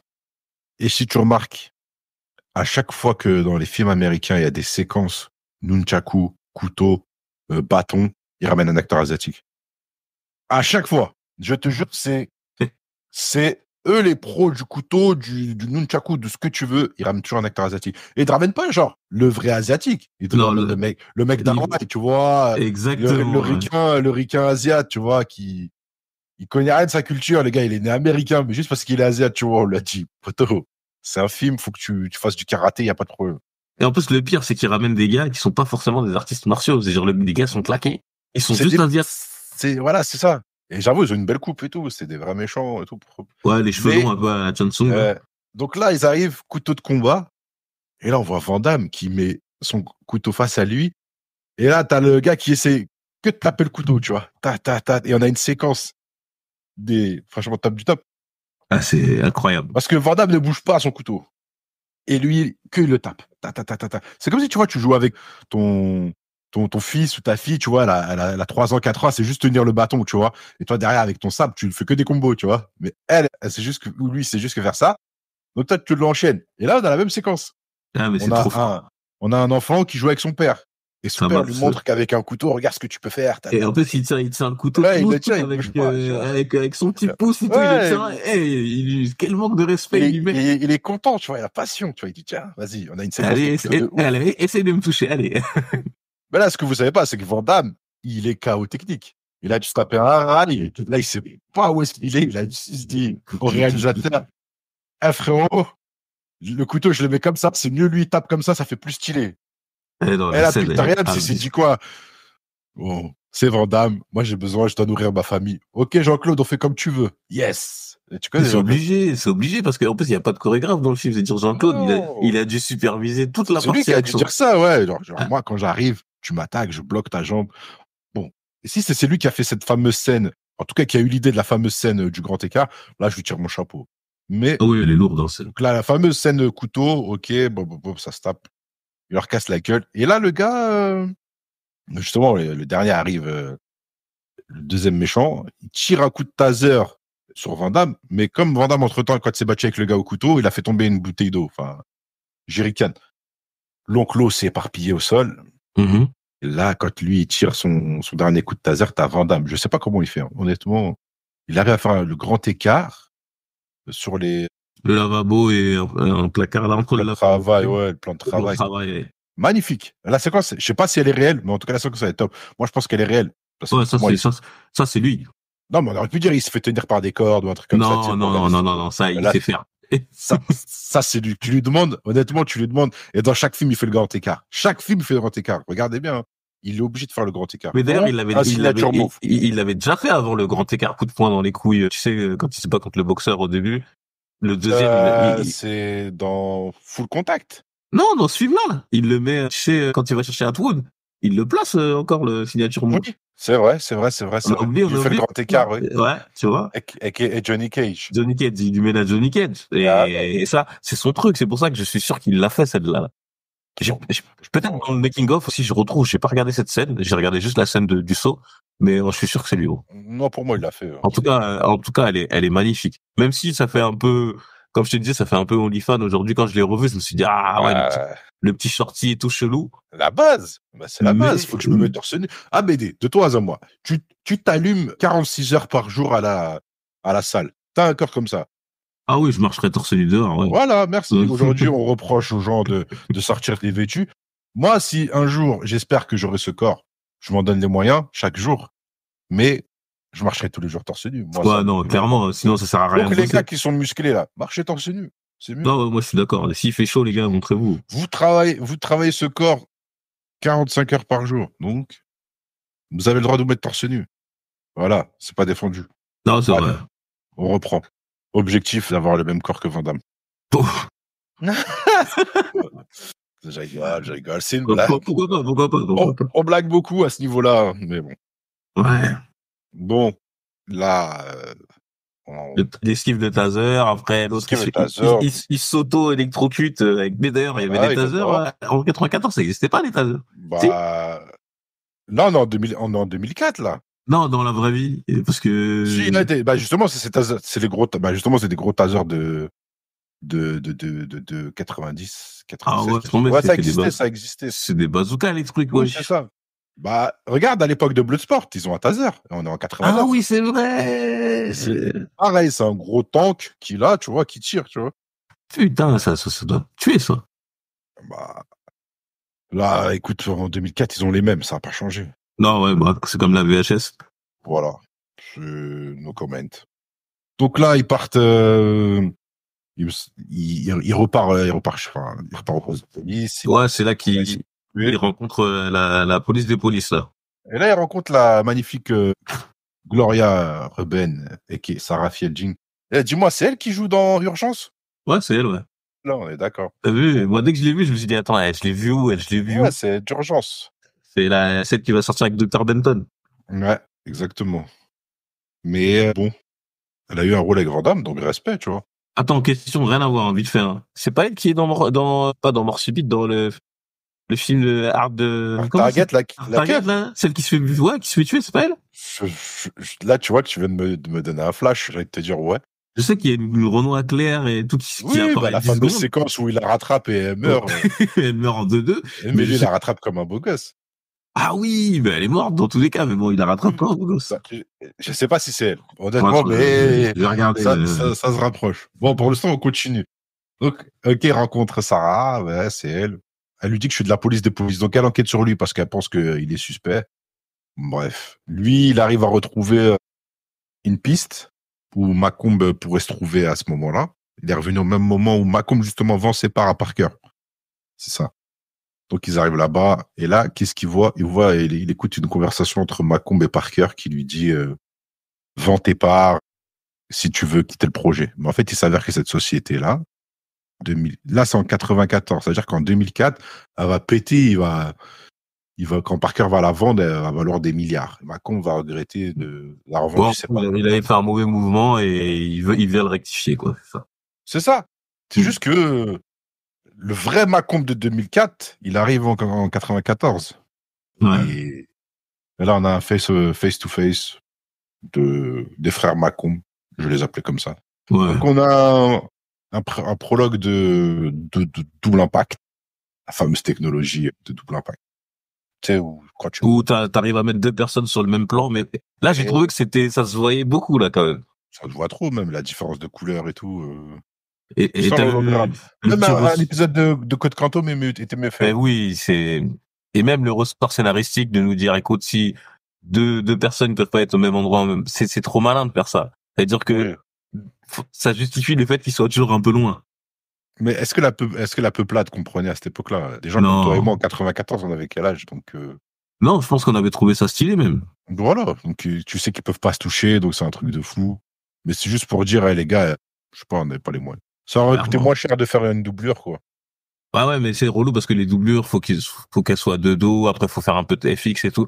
Là, c'était plus simple de les dire, vas-y, restez à distance. On voit clairement la démarcation entre les deux, en plus, c'est même pas caché presque. Ouais, tu la sens, totalement. Mais t'as la superbe entrée, justement, de Macomb 2004, avec ses sbires. Tout bien, tout beau, tout stylé. On aurait dit un agent Smith. Ouais. Non, franchement, les costumes, les lunettes. Non, ce que t'as dit, c'est vraiment, j'avais pas vu ça, mais ouais, c'est Matrix, il y a forcément un peu d'inspiration, parce que le cuir et les lunettes de soleil, c'est beaucoup, quand même.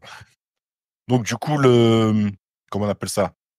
Bah, ils attrapent Walker qui écoutait aux portes. Du coup, ils le braquent. Et en fait, après, Felding vient justement les braque. Donc, il y a un Iversuno. Ouais. Et en fait, on apprend que Felding est une traître. Donc, elle braque son arme sur Max Walker. Ah, tu savais ça? Moi, franchement, j'avais oublié et j'ai trouvé ça complètement bien. Franchement. J'ai trouvé ça, police, c'est une traître. Et en plus, ce qui est marrant dans ce film, c'est qu'elle a l'air de prendre du plaisir quand elle le braque et tout. Tu te dis, elle est vraiment méchante. Et j'ai pas kiffé que derrière, ils assument pas, tu vois, ce côté-là, là. C'est dommage. Je suis la méchante. T'as vu, elle est pas comme si elle était contrainte. Tu vois clairement qu'elle lui met une vodka, elle lui dit, ah, voilà. Tu vas faire quoi? Pour l'argent, quoi. C'est tout. Il y avait pas de... Pour de l'argent. Donc, Van Damme, il se bat. Il éclate leur gueule à quasiment tous. Mais il y a un moment où il se bat contre un mec et il le jette dans la fumée. Une espèce de fumée glacée. Et là, ça lui glace son bras, donc, on a une séquence un peu à la T-1000, là, tu vois. Exactement, c'est la même. Gelé. Et là, bon, t'as Van Damme qui, je sais pas, il sort quoi? Il lui dit un truc, une blague sur son bras, et le froid, mais il lui fait une John McClane, tu vois, avant de coup final. Le coup final, je sors une blague, quoi. Ouais, tu vois, si on s'en rappelle pas, c'est que... Il y a un truc qui, justement, à cause de ce genre de vapeur, là, tu vois, dans les films qu'on voyait à l'époque, que ce soit Van Damme ou Stallone, à chaque fois qu'il y avait de la vapeur, j'ai eu un traumatisme. Maintenant, j'avais peur de mettre ma main dedans. Parce qu'à l'époque, dans les films, quand tu voyais à chaque fois il mettait un mec dans la vapeur, le mec criait tout le temps. Soit de froid, soit de chaud. Mais dans tous les cas, ça criait tout le temps. Et moi, ça m'avait traumatisé. Du coup, quand je voyais de la vapeur, je ne mettais pas ma main. Tu sais, j'avais genre trop peur. Alors que c'est des conneries, tu vois. Mais je me disais, ouais, ça brûle et tout. Donc, oui, la vapeur, ça m'a traumatisé pendant longtemps. Tu sais, même quand tu passes dedans dans la vapeur, de bloquer sa respiration, tu vois, de pas inhaler. Ouais, parce que c'est de la vapeur d'eau, tu vois. Mais tu sais, je me souviens qu'il y avait un toboggan à Boulevard où il y avait de la vapeur dedans, tu vois. Et mes sœurs m'avaient dit à l'époque, ouais, genre, bloque ta respiration, sinon tu vas étouffer, tu vois. T'as 10 ans, tu vois, tu t'écoutes ça, tu dis, putain, mais ok, elles ont raison, c'est tes grandes sœurs, tu vois, elles sont plus grandes que toi, donc oui, elles ont raison. C'est vrai que tu vois que le cinéma, ça a trop d'impact. Et c'est un truc que je faisais tout le temps quand je voyais de la vapeur, ou je passais entre de la vapeur, genre je bloquais ma respiration, ou je refusais de toucher. C'est ouf. Enfin, je sais pas si ça vous l'a déjà fait. Moi, par rapport à la fumée, ouais, pour moi, c'était soit du gaz, soit un truc brûlant, soit un truc ça pouvait pas être neutre. Parce que j'ai vu toute ma vie, même dans les jeux vidéo, tout le temps, il y avait ça fait mal, tu vois, et alors qu'en vrai, bon. c'est rien, hein. Non, c'est rien. Là, on continue. Felding. Combat Felding. Felding veut taper son tête avec Walker. Avec son elle a dit, écoute, poteau, ils m'ont bien payé pour te casser la gueule, donc je vais continuer. D'ailleurs, elle se bat d'une manière super chelou, c'est pas si t'as remarqué. Elle met des coups de paume. Ouais, mais ça se voit qu'elle est pas faite pour être keuf, quoi. Bah, non, mais tu peux pas te battre comme ça. Elle a dû faire des cours de fitness. Tu sais, les fitness self-défense, là, c'est pour ça. Yoga qu'elle fait. Dans son club à LA, là, dans son club UP, elle a dit, ouais, t'inquiète, on fait des séances de self-defense et tout, tu vois. D'ailleurs, c'est des trucs comme ça, tu vois. Il y a beaucoup de VHS qui traînaient à l'époque, tu sais, de self-defense. Ouais, c'est vrai. Mais aujourd'hui, maintenant, c'est sur YouTube, mais oui. Voilà. Ouais, beaucoup. Donc, Van Damme lui dit, je tape pas les femmes, moi, je suis un gentleman, tu vois. Alors, moi, ça, je respecte. Au jour d'aujourd'hui, en 2024, ça ne se fait plus. C'est vrai. Donc, ouais, il a dit, je fais pas. Mais, elle l'a frappé en premier. Et elle continue à la frapper. Et au bout d'un moment, ça fait mal. Qu'on ait un homme ou qu'on soit pas un homme, pas de problème. Mais quand on prend des coups, au bout d'un moment, on peut plus supporter. Donc, il a mis une parenthèse. Je ne frappe pas les femmes d'habitude. Mais si elle me frappe le premier, je peux répondre. Moralité, mesdames, ne frappez jamais un homme. Ouais. Sinon, le revers de la médaille fera mal. Donc, Felding, elle se mange le revers de la médaille. KO technique. Hop, elle est sur le côté et tout. Et là, on a justement Macomb, je sais pas. Macomb, il a le seum qu'elle ait perdu contre Van Damme parce qu'apparemment, c'était son meilleur élément. Macomb lui tire dessus. Oh, il trahit Felding. On ne sait pas pourquoi. Bon. Quel est le motif? Eh ben, écoute, il se casse, hein. Il se casse, lui, dans le temps, et l'autre, il repart dans le temps. Et il voit que Walker, quand il revient, bah, ça a changé. Maintenant, c'est plus Parker, je sais pas quoi, c'est Macomb. Il a pu récupérer ses droits sur la boîte. Voilà. Donc, il s'avère que Macomb a réussi son plan de revenir. Donc, quand il revient, Macomb, c'est lui le boss et il va devenir président des États-Unis, quoi. D'ailleurs, on a oublié un truc sympa, mais t'as vu quand il explique pourquoi il veut devenir président, il explique exactement ce que Trump disait. Il faut un président riche pour pas avoir l'influence des autres et qu'une fois qu'il va venir au pouvoir, 90% des gens vont retourner au Mexique. J'avoue que j'ai pas retenu son. Je te le mettrai celui-là aussi. Mais il dit ouais, vous allez retourner les 90% des gens vont retourner au Mexique et les 10% les plus riches vont devenir encore plus riches. Notre pays court à la faillite parce qu'il est soumis à des intérêts particuliers. Il faut un homme très riche à la Maison Blanche, si riche qu'il n'aura écouté personne. Qu'est-ce que c'est? Notre cher sénateur a trouvé des fonds de soutien. Quand je serai président, ce sera comme dans les années 80. 10% de la population sera encore plus riche. Les 90% restants immigreront au Mexique pour avoir une vie meilleure. Alors, agent Walker, vous êtes des nôtres? Et je sais qu'il voulait faire les plus riches, ça, par rapport à ça, j'avais compris. Il a mis une attaque au Mexicain aussi. Bah, il a dit, il a raison. Il a dit, faut pas qu'on ait des preuves sur moi, à défaut de me faire manipuler, en fait. C'est ça, le truc. Ouais. Bon, écoute, j'ai envie de te dire tout qui n'est pas inspiré de la politique, en vrai. Ah, Mon descripté, faites attention. Donc, on reprend. Donc là, Mala Walker, il revient, il dit à son boss, ouais, ça cloche, c'est bizarre. Lui dit, tu connais Felding, il dit, c'est qui elle, etc. Donc, tout a changé. Donc, Walker dit à son chef, ouais, t'étais mon meilleur ami, alors que c'est faux. C'est une grande disquette. Il lui met une grande disquette de fou. J'ai pas compris non plus ça, pourquoi, mais bon, après, je pense. pense. Ils ont aucun lien. Peut-être pour le manipuler, pour qu'il l'aide. Manipuler, je veux bien, mais ils ont aucun lien. Tu sens qu'ils ont mangé 2-3 fois ensemble chez la femme du chef. Mais tu sens pas un lien de fou, quoi. Tu sais, genre comme un chef qui aime son agent comme si c'était son fils. Comme on peut voir dans certains films, tu vois, où le capitaine, il kiffe vraiment, je sais pas, un tel protagoniste et qui lui... Ouais, il y a une relation père-fils un peu amour vache. Ouais, mais là, on l'a pas ressenti dans les premières scènes. Et là, quand il lui dit ça, je me dis, bon, peut-être c'est vrai, ou est-ce qu'il dit ça parce qu'il comprend qu'il va devoir le manipuler? Moi, je pensais comme toi, je pensais à une douille, tu vois. Mais je sais pas, en fait, parce que c'est pas... Dans 94, j'ai envie de te dire, peut-être qu'ils te diront que non, ils voulaient vraiment développer ce côté-là de relationnel. Je sais pas, c'est chelou.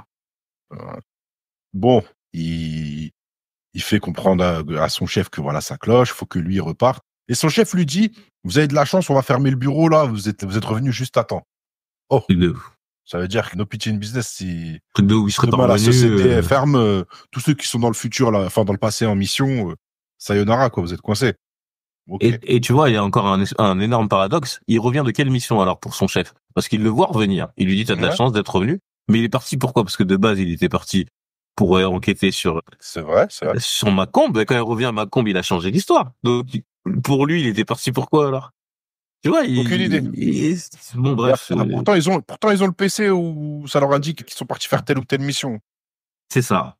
Aucune explication. C'est pas grave. Ouais. On n'est pas dans Retour vers le futur, on est dans Time Cop. Non, soit dans... Voilà. Je vais pas chercher. C'est Van Damme. Van Damme, c'est la classe. Il va te... Là, je suis sûr, si on l'appelle, il va nous trouver une solution. Il va nous expliquer du pourquoi, du comment. Ah, lui, oui, c'est sûr, il voit du sens, hein. Voilà. Tu vois, lui, il a une perception qu'on n'a pas, nous. Donc, il continue à... Comment on appelle ça? Comment on peut dire? En fait, ce qui se passe, c'est que ce qui est drôle, c'est que là, il doit convaincre son chef qu'il doit retourner dans le passé pour rechanger quelque chose. Mais sauf que son chef, il a plus du tout la même personnalité puisque McComb, il a changé l'histoire. Donc, il arrive à lui mettre une douille en lui disant, je vais te prouver que McComb, il a fait quelque chose de mal. Mais rappelons-nous que, quand même, McComb, maintenant, c'est le chef de la boîte. Ouais. Donc, c'est pour ça que je pense qu'il le manipule en disant, t'es mon meilleur ami, fais-moi confiance. Ouais, mais il lui fait comprendre qu'il aime pas Macomb lui aussi, tu vois. Voilà, c'est ça. Pas, mais voilà. Mais tu vois, il dit je l'aime pas, mais comme nous on n'aime pas notre chef, pas au point de ce qu'il va faire. Ça veut dire que là, ce qu'il va faire, c'est qu'il va le renvoyer dans le passé, sachant que tous les risques que ça peut engendrer d'envoyer quelqu'un dans le passé. Tu sais, tu peux détruire le monde. Et en plus, il se suicide parce que et après, du coup, il y a les gardes qui vont l'empêcher. Enfin, ça, c'est vraiment. Il a appelé pour dire qu'il était empêché. C'est. Il a appelé. Ouais, les gardes. Bon, il se dit, vas-y, je vais aller le sauver. Il y a pas de problème. Je vais t'envoyer dans la dernière mission, dans le dernier. Ouais, on fout confiance. Après, bon, ok, pourquoi pas, full confiance, tu l'envoies. Mais ça, putain, ça tiré par les cheveux, là. Sur le coup, ils auraient dû... apparemment, il a pas le droit. D'ailleurs, comment lui, qui est chef, connaît la procédure de lancement pour envoyer quelqu'un dans le futur? Ouais, en plus, il a rien programmé. Il a juste démarré le vaisseau. Parce que tu sais, normalement, c'est le mec à lunettes qui programme les voyages, là. Exactement. Là, ils sont pas passés par lui. Scientifiques aussi. Là, lui, il a appuyé sur tous les boutons, pop, il a programmé. J'ai dit, waouh. Le chef. Je veux bien que t'es chef, mais t'as pas voilà, quoi. Enfin, je sais pas. Enfin, ouais, bon, bref, en tout cas, ouais, Max, il retourne dans le passé. Et il retire sur le chef. Et là, à ce moment, on a une fameuse séquence où Van Damme, qui va réutiliser plus tard dans d'autres films, c'est ce fameux regard triste quand il y a un proche qui est mort, qui se fait tuer. Et il fait une tête genre, non, tu vois. Il fait une tête de genre triste. Et cette tête-là, il va la réutiliser dans plusieurs films après, quand il va se passer à peu près le même genre de scène. Ce côté triste, et ça va être son signature move pour la suite, mais bon, ça va pas durer longtemps. Bah, il a 2-3 grimaces, en fait, pour 2-3 sentiments, et c'est toujours les mêmes, parce que, c'est la move, c'est la caméra, quand il fait ça, tu vois, c'est... Mais c'est vrai que ça passe. On va pas se mentir, ça passe. Bon, et là, donc là, il repart, justement, il est téléporté. Et là, il est téléporté où? Dans plein milieu d'une route. Et derrière lui, il y a un gros camion qui est à une séquence près de l'écran. D'ailleurs, j'ai une question. Cette séquence-là, truc peut-être qui a rien à voir, de fou, hein, tu vois. Mais ça m'a fait penser à Street Fighter, le film animé. Tu vois le film animé ou pas? Ouais, je me rappelle, ouais. À la fin, t'as Ryu qui marche sur la route et t'as un camion qui arrive en balle et tu vois ses bisons dedans. Ah oui! Et Ryu justement lâche le sac et va affronter le camion, tu vois. Ah oui, j'ai pas la connexion des dates, mais j'ai eu ce flash-là. Je crois que ce film, il était beaucoup plus vieux, hein. Il doit être de 89, un truc comme ça. Hein. Je sais pas. Street Fighter, en tout cas, c'était... Moi, ça m'a fait penser à ça, et du coup, bon, Van Damme esquive le semi. Je trouvais ça marrant. C'est une scène ils ont vendu le film comme ça à l'époque, hein. Je sais pas si tu te rappelles. On la voyait dans la BO, ouais. Mais honnêtement, est-ce qu'à l'époque, tu vois ça, tu dis Van Damme a vraiment fait cette cascade? Parce qu'elle est bien faite, même si c'est un fond... À l'époque, j'y croyais, et là, quand je l'ai revu, j'ai trouvé ça... Oui, maintenant, elle est mal faite, tu vois le contraste de fou. Mais est-ce qu'à l'époque, les gens, c'était pas un argument de vente de dire, hey, regarde, Van Damme, c'est sous un camion? Tu sais, comme aujourd'hui, les gens se font avoir avec certains effets spéciaux.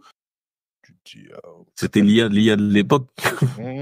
C'est ça. Non, franchement, elle est, même si c'est cramé, elle est marrante, elle est bien faite. Et puis, voilà, c'est Van Damme, quoi. On y croirait presque. Hein. Ça reste Van Damme. Donc oui, là, le côté, ok, Van Damme est revenu, il est en mode énervé. Et là, il refait la même scène, on repart à la même scène du début, centre commercial. Sauf que là, cette fois, c'est plus lui de 94 qui est là-bas. C'est lui de 2004. Les gendarmes cheveux longs. Et elle lui dit, ouais. Quand elle se retourne, elle dit, ouais, t'es qui, toi? T'es pas Max et tout. Il a dit, si. Genre, il a la même tête, hein. Ni cheveux blancs, ni cicatrices, ni walou. Il a juste les cheveux longs. Elle a mis un peu trop de temps à capter que c'était lui, sachant il est exactement le même. Mais bon, après, bon, pour dire qu'il y a 10 ans qui sont passés, donc voilà. Et c'est pas un truc. C'est ça, mais c'est exactement le même. Comment je serai dans 10 ans et tout.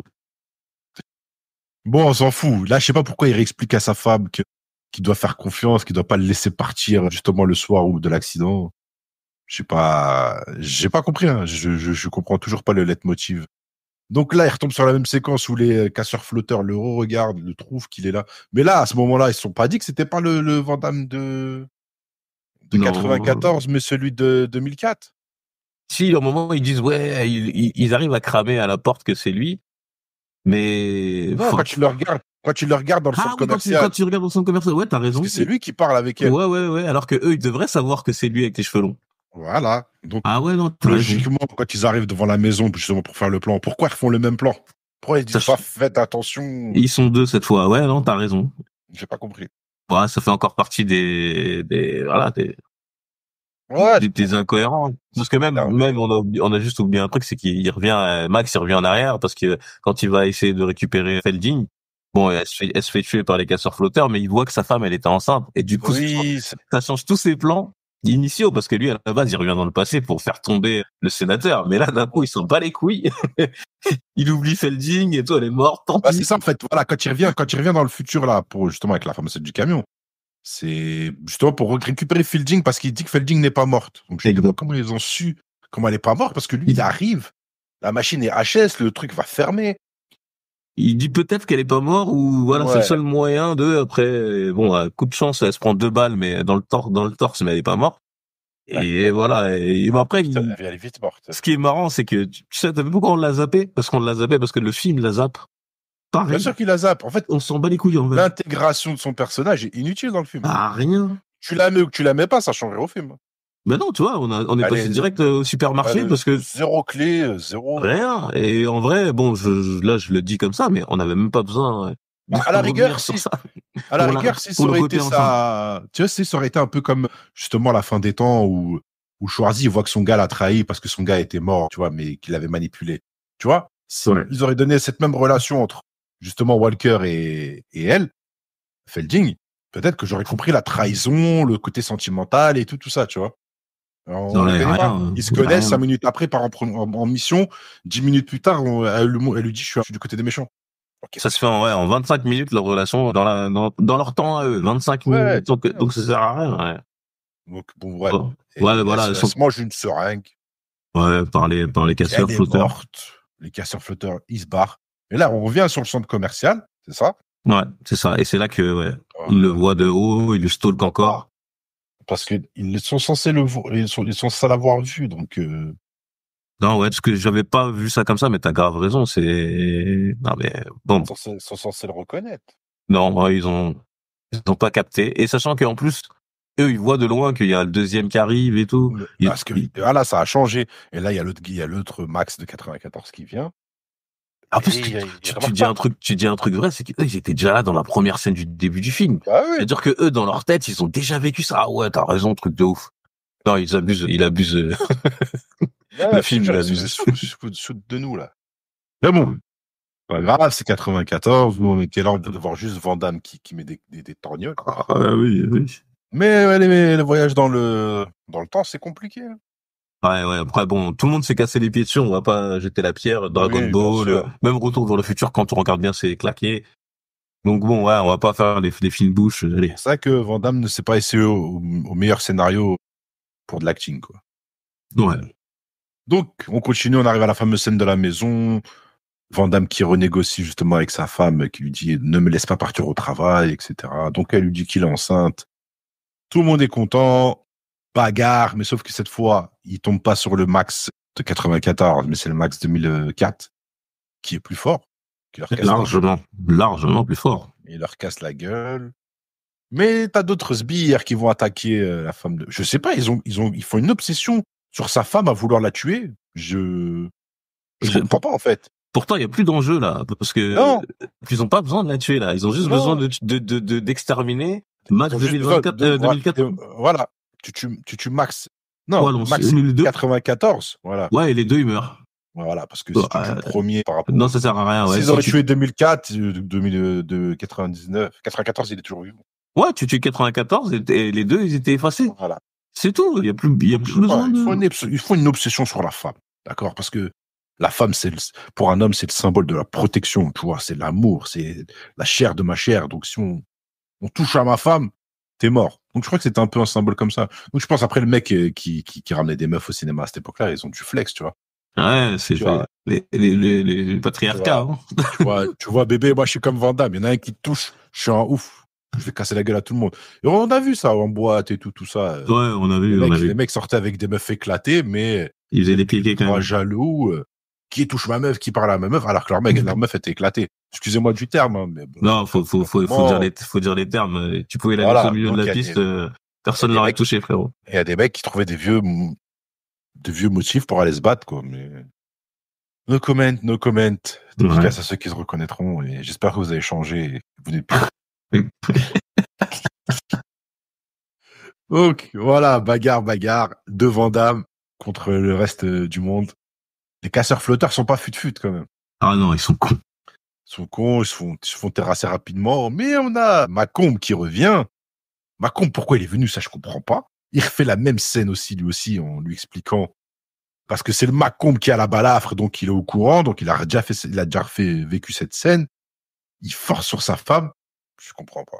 En fait, là, lui qui soit là, c'est totalement incohérent. Il a rien à faire là. Pourquoi il veut se salir les mains à ce point-là? Je sais pas. En plus, les casseurs flotteurs, il en a envoyé 6. Ouais, mais ils sont nuls. Et en fait, c'est que du bruit. Ouais. Ils sont venus, ils ont accéléré dans le vide comme s'ils avaient une grosse bécane, mais en fait, ils sont nuls. Non, celui qui a les cheveux longs, le grand, il tape son tête contre Van Damme. Voilà, lui, il goume un peu, mais sinon, les autres, c'est des PNJ. Voilà, Macomb, il vient. Je sais pas pourquoi il est là. Van Damme, il lui fait un coup technique. C'est qu'il a appelé Macomb de 94. Ouais. En se faisant passer pour Macomb de 2004. Et il lui dit, rejoins-moi à cette maison à telle heure. Oh. Et là, t'as l'autre qui arrive. Ok, l'autre, il voit des coups de feu, il voit de la lumière allumée, il rentre. Oui, tu m'as dit de venir et tout. J'ai annulé le nombre de rendez-vous. Il dit, ce n'est pas moi, son bridjo, etc. Donc ça, ce qui était bien, c'est qu'à l'époque, il n'y avait pas trop de téléphone portable et tout. Donc, on n'a pas pu le. Ouais, ça, c'est bien. Ouais. Juste par message. Et là, qu'est-ce qu'il fait? Le cliffhanger de ouf, c'est que voilà, il prend le Macomb de 94, il balance sur le Macomb de 2004. Nul. Le truc, il arrive en slow motion. Ouais, franchement, je suis Macomb 2004. Oh, voilà. Il a le temps de lever. J'arrive, je fais une Macarena sur le côté, je reviens au milieu, un petit pas de Kizomba. Large, il a le temps large de l'esquiver. Il prend tout son temps, il le balance, il le prévient. Il le prévient, faites le balancer, il le balance. Et l'autre, il n'arrive pas à esquiver. Ah, mais non. Bon, ils ont quand même mis une bombe. Macomb a fusionné avec Macomb. Ça donnait une hécatombe. Et la grenade va péter dans 15 secondes. Van Damme, Max Walker qui porte sa femme, parce que voilà, c'est un chevalier, faut pas oublier. C'est tous les hommes qui ont une femme là. Si vous n'avez pas porté votre femme là, comme Walker la porte, vous avez raté votre vie. Donc, je vous conseille de regarder Time Cop. On peut le prendre de deux manières différentes. Hein. Soit vous pouvez pas la porter, soit vous l'avez pas fait. Après ça, si vous pouvez pas la porter, c'est de votre faute. Faut aller à la salle. Ah, tu peux aller à la salle et faut soulever du poids. Faut soulever plus lourd que sa femme. Si t'arrives à soulever plus lourd que ta femme, tu as réussi. Donc là, tu pourras la porter easy. Voilà. Alors, des gens, si vous avez une femme qui mange bien, il faudra aller plus à la salle. C'est pas sa faute à elle, non, c'est pas sa faute. C'est vrai, c'est vrai. Vous devez aller à la salle pour pouvoir la porter. Je suis d'accord avec Ali. Voilà. Donc, voilà, fusion, bim badaboum. La maison, elle explose. Max, il a sauvé sa femme. Et il a sauvé lui en 94. Son lit est passé, ouais. Donc, il les met côte à côte et il se barre. Et là, il revient dans le futur. Ok. Mais rien n'a changé. Il est revenu comme avant, sauf que là, maintenant, c'est Parker, je sais pas quoi. Ok. Il retrouve son directeur qui est vivant. Ouais. Je comprends pas. Parce que son directeur est vivant. Il découvre que Felding est vivant. Pourquoi Atwood n'est pas vivant, alors? Ah ouais, c'est vrai. Parce qu'ils sont morts à des jours d'intervalle, à un jour d'intervalle. Ah ouais, Atwood, peut-être pas Atwood, d'accord, mais le directeur est Felding. Tu vois? Non, même Atwood, il devrait être vivant parce que c'est le sénateur qu'il avait embauché pour faire ci, ça. Bah, si le sénateur, il est mort avant, il l'embauche pas, donc Atwood, il devient pas un ripou. Non, t'as Il aurait raison. dû refaire revenir Atwood, mais bon. Ouais, bon, après, lui, c'est vrai que j'y avais pas pensé, donc... Je sais pas si c'est ton partenaire. Et même Felding, elle est plus dans la police des polices, elle devient policier du temps. Mais c'est pas, pourtant, il n'y a pas de rapport. Enfin, je sais pas. Non, mais elle faisait partie de la police des polices, donc je comprends pas. Après, je sais pas. Poussette, il lui dit, ouais, je sais plus comment il lui parle de son ex. Ouais, son ex, il lui dit, il attend toujours que tu le rappelles. C'est Tuba. Elle est là comme une bouffonne. Elle fait un truc comme ça. Comment il sait? Comment c'était mal joué, putain. Elle a fait une frère Wayans. Comment tu sais? Et puis elle oublie vite, après elle reprend son chemin. C'est pas grave. Et en plus, t'as l'impression que Walker, quand tu lui dis ça, t'as l'impression qu'il veut la gérer, tu vois. Genre, déjà, ils se mettent une poussette tous les deux, full contact, bien énervé, coup d'épaule. Ils se regardent comme ça. Ice contact bizarre. Voilà. Enfin, tu vois, genre. Je suis sûr que Gloria Robin. Tu crois? Ouais. Mais de toute façon, Van Damme, il est chelou. Elle a pris des cours de self-défense avec Van Damme. Ouais. Van Damme, il est chelou. Il est censé avoir fait le combat de sa vie pour sauver sa femme. Le premier truc qu'il fait quand il arrive dès qu'il arrive, il drague une autre meuf. Là, non, mais... ouais, bon. Et Walker, il a réussi, je sais pas. Peut-être il est polygame, hein, je sais pas. Pourquoi pas? Bon. Tout est bien qui finit bien. Donc, il remonte dans sa Tesla mobile. Il dit la maison. Mais comme je vous ai dit, il n'y a pas de vitre, il n'y a rien. Donc, il sait pas où est-ce qu'il va. Donc, pour lui, il va dans son appart. Et en fait, il s'avère qu'il revient dans sa maison de 94. Et oui. Elle n'a pas explosé, finalement. Elle n'a pas explosé. Et qui ouvre la porte? Un mini Walker. Sachant que la bombe, elle a pété quand même. Hein. La bombe, elle a pété, mais, mais ils ont la femme était enceinte. Donc... Ouais, ils ont dit rénover. Oui, l'assurance, bien sûr. Ouais, voilà. Mais aux États-Unis, voyons, on n'est pas dans un film de Wu Jing, tu vois ce que je veux dire. C'est vrai. Alors, on est aux États-Unis, il y a des assurances, c'est civilisé, c'est comme ça. Donc, apparemment, ils ont récupéré la maison. Mais Walker découvre qu'il a un fils. Mais moi, la question que je me pose, est-ce vraiment son fils? Non. C'est pas son fils. Il l'a jamais connu. Il n'a pas de souvenir. Il le connaît pas. C'est-à-dire que là, son fils, il vivait avec un avatar pendant 10 ans. Et cet avatar-là, il a disparu. Et c'est un autre mec qui est venu le prendre sa place. Ça veut dire que le vrai père, le vrai Walker, est mort. Bah, il est mort quand l'autre, il est revenu. On suggère ça. Parce que, il a disparu tout simplement. Donc, il a volé la place du mec. Donc là, tu te retrouves avec 10 ans de souvenirs que t'as pas avec ton fils. Ouais. Mais t'es content. Même avec ta femme, hein. Ça veut dire que, et ça se trouve, il s'est passé plein de trucs, entre-temps. Moi, ce qui s'est passé en 10 ans, quoi, tu vois. Bah, si il lui pose la question, elle va dire, il est où l'autre gars qui était là hier soir? Et voilà. Le malaise. C'est la fin de Time Cop. Putain, c'est la fin, la fin, elle est grave ouverte. On est sur une fin ouverte maintenant. En vrai, c'est pas une fin heureuse, hein. On est d'accord. Non, elle est bizarre. Elle est bizarre. Elle est très, très bizarre. Mais bon. Bon, tu comprends pourquoi, au début du podcast, je te disais que le film, j'ai eu du mal, hein. Non, parce que voilà, si on remet, comme je te dis, si tu remets dans les choses dans le contexte, Van Damme, il veut plus se battre. Donc, il n'y a pas beaucoup d'action. Donc, qui dit moins d'action dit que tu es plus concentré sur l'histoire. Mais si l'histoire ne tient pas la route, donc, et toi-même, tu en perçois les failles. Ça fait beaucoup, au final, hein, mon cher Ali. Ah ouais. Mais ça fait un film ambitieux, mais qui n'a pas eu l'ambition méritée.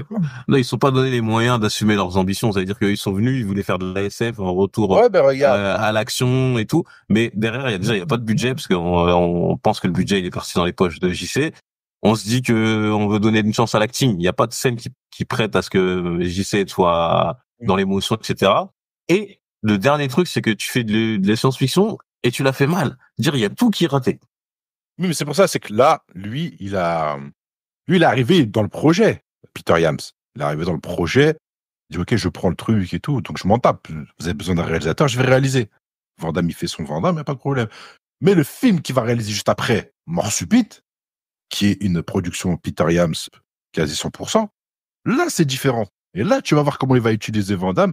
Et là, c'est un autre délire. Mort subite, on le fera, on en parlera. Et tu verras que Van Damme, dedans, il a une autre vision. Parce qu'il a su préparer le côté dramatique que Van Damme voulait, donc en lui imposant une famille, des enfants et tout ça. Et il a su aussi le mettre au rang de mec lambda. Lui, dedans, dans le film, dans Mort subite, c'est juste un agent de sécurité. Tu vois? Ok, mais je vois. Donc c'est pour ça. Et là, dans le deuxième film, Peter James l'a vraiment mieux préparé. Là, dans le premier, dans Time Cop, il a juste arrivé, il a dit, wow, je fais le réalisateur, tu vois, je prends mes thunes et hasta luego, quoi. Mais comme le Ouais, film en a fait, cartonné, c'était une prémisse de ce qui allait se passer pour la suite, quoi. Ok. voilà. Comme le film a cartonné, justement, il a fait plus de 100 millions. Donc, ils se sont dit, il y On a continue. un truc à faire entre Yams et Van Damme. Ça marche bien, l'alchimie. C'est pour ça qu'ils ont fait Mort Subite. Ok, ouais. Il a taffé le truc. Et ce qui est dingue, c'est que des deux, c'est Time Cop qui fait un carton. C'est le plus Ouais. naze. Bah, parce que, comme on disait dans Copland, comme on dit dans tout ça, les gens sont pas prêts. C'est tout. Alors, Ouais. Mort Subite est très très bien. Moi, j'aime beaucoup ce film.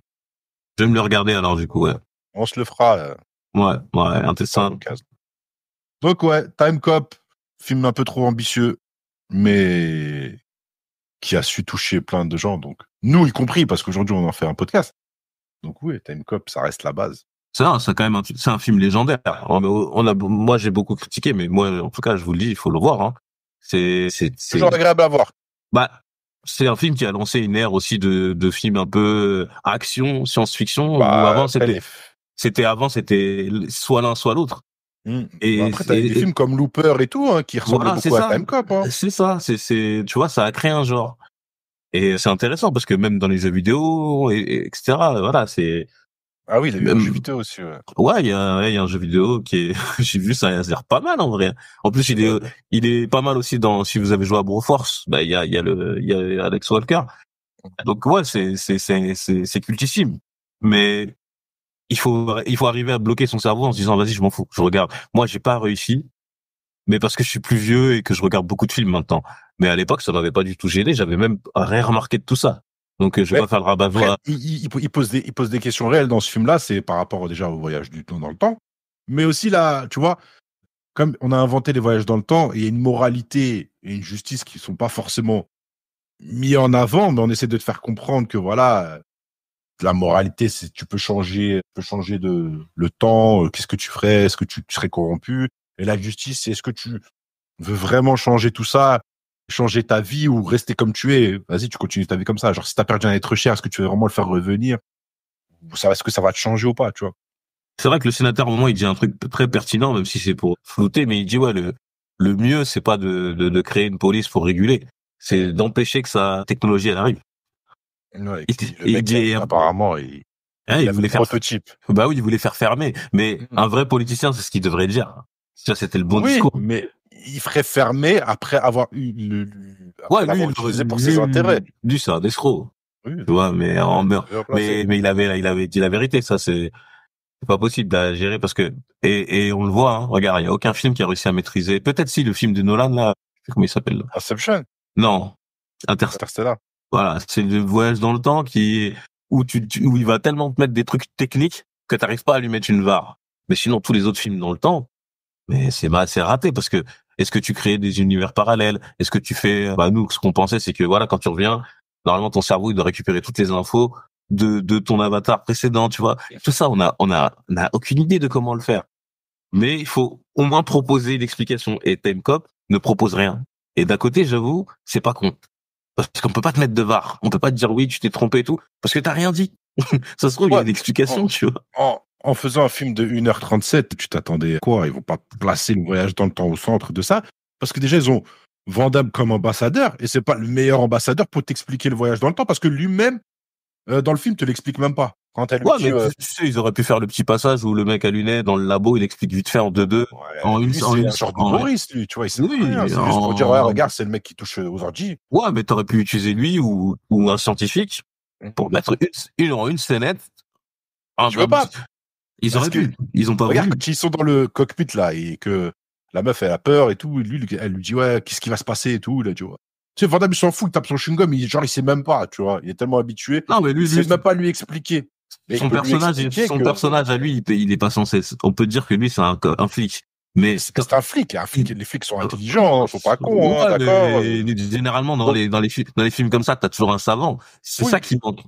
Après, à BD, si tu fais 14 000 voyages dans le temps par rapport à ton boulot, tu sais ce qui se passe. Tu sais que la capsule qui t'envoie au bout d'un moment, sans le vouloir, tu vas apprendre. Ils vont te dire que la capsule, faut qu'elle va à 80 km/h. Ouais, il aurait pu vulgariser le truc. Expliquer ça, quoi. Mais Van Damme, on sait que ça, c'est pas son truc. C'est-à-dire, si tu sais que t'as Van Damme, tu vas pas l'utiliser pour ça, mais tu peux créer un personnage qui va donner un minimum de lore. Parce que là, il y en a pas. Le film s'appelle Time Cop. C'est-à-dire, c'est le flic du temps et tu n'expliques pas comment il revient dans le temps. Ou bien, au moins, expliquez-nous la machine. Pourquoi la machine? Pourquoi vous êtes dans une espèce de fusée? Juste ça. C'est pour le show, je sais pas. Mais pas, il y a pas. C'est comme ça. Moi, je comprends ça totalement, mais je suis obligé de mettre un peu de critique. Bon, c'est pas le meilleur film pour les voyages dans le temps. Ah non, c'est pire. C'est un film pour regarder. Voilà, c'est comme si t'achetais le bouquin, le voyage dans le temps pour les nuls. Tu vois. Tu veux voir c'est un bon bouquin, mais qui vulgarise le voyage dans le temps. Ah là, c'est pas vulgaire, c'est pas expliqué. Beaucoup d'incohérences. Donc, tu es livré à toi-même. Mais tu arrives à comprendre. Ça veut dire que dans une discussion, tu pourras expliquer les voyages dans le temps en regardant Time Cop. Non. Donc, si tu arrives dans une table, et tu poses cette question, tu dis, est-ce que vous avez vu Time Cop? Si personne te répond oui, tu peux sortir le sujet de voyage dans le temps. Et personne va vérifier. Et tu vas parler de Time Cop. Et les gens vont dire, waouh, t'es très intelligent. Ça, un tips pour vous, c'est gratuit. Voilà. Faites-nous des retours. Hein. sur ces belles paroles. C'est ça. Moi, je vous dis à bientôt. Pareil, hein, prenez soin de vous. Je suis partenaire des casseurs flotteurs. J'espère que tu nous as réussi au montage. Ouais, t'inquiète pas. Bon, sur ce, portez-vous bien. Regardez Time Cop, regardez les films. Les films, c'est la vie. On se dit à bientôt. Peace. À bientôt. Ciao.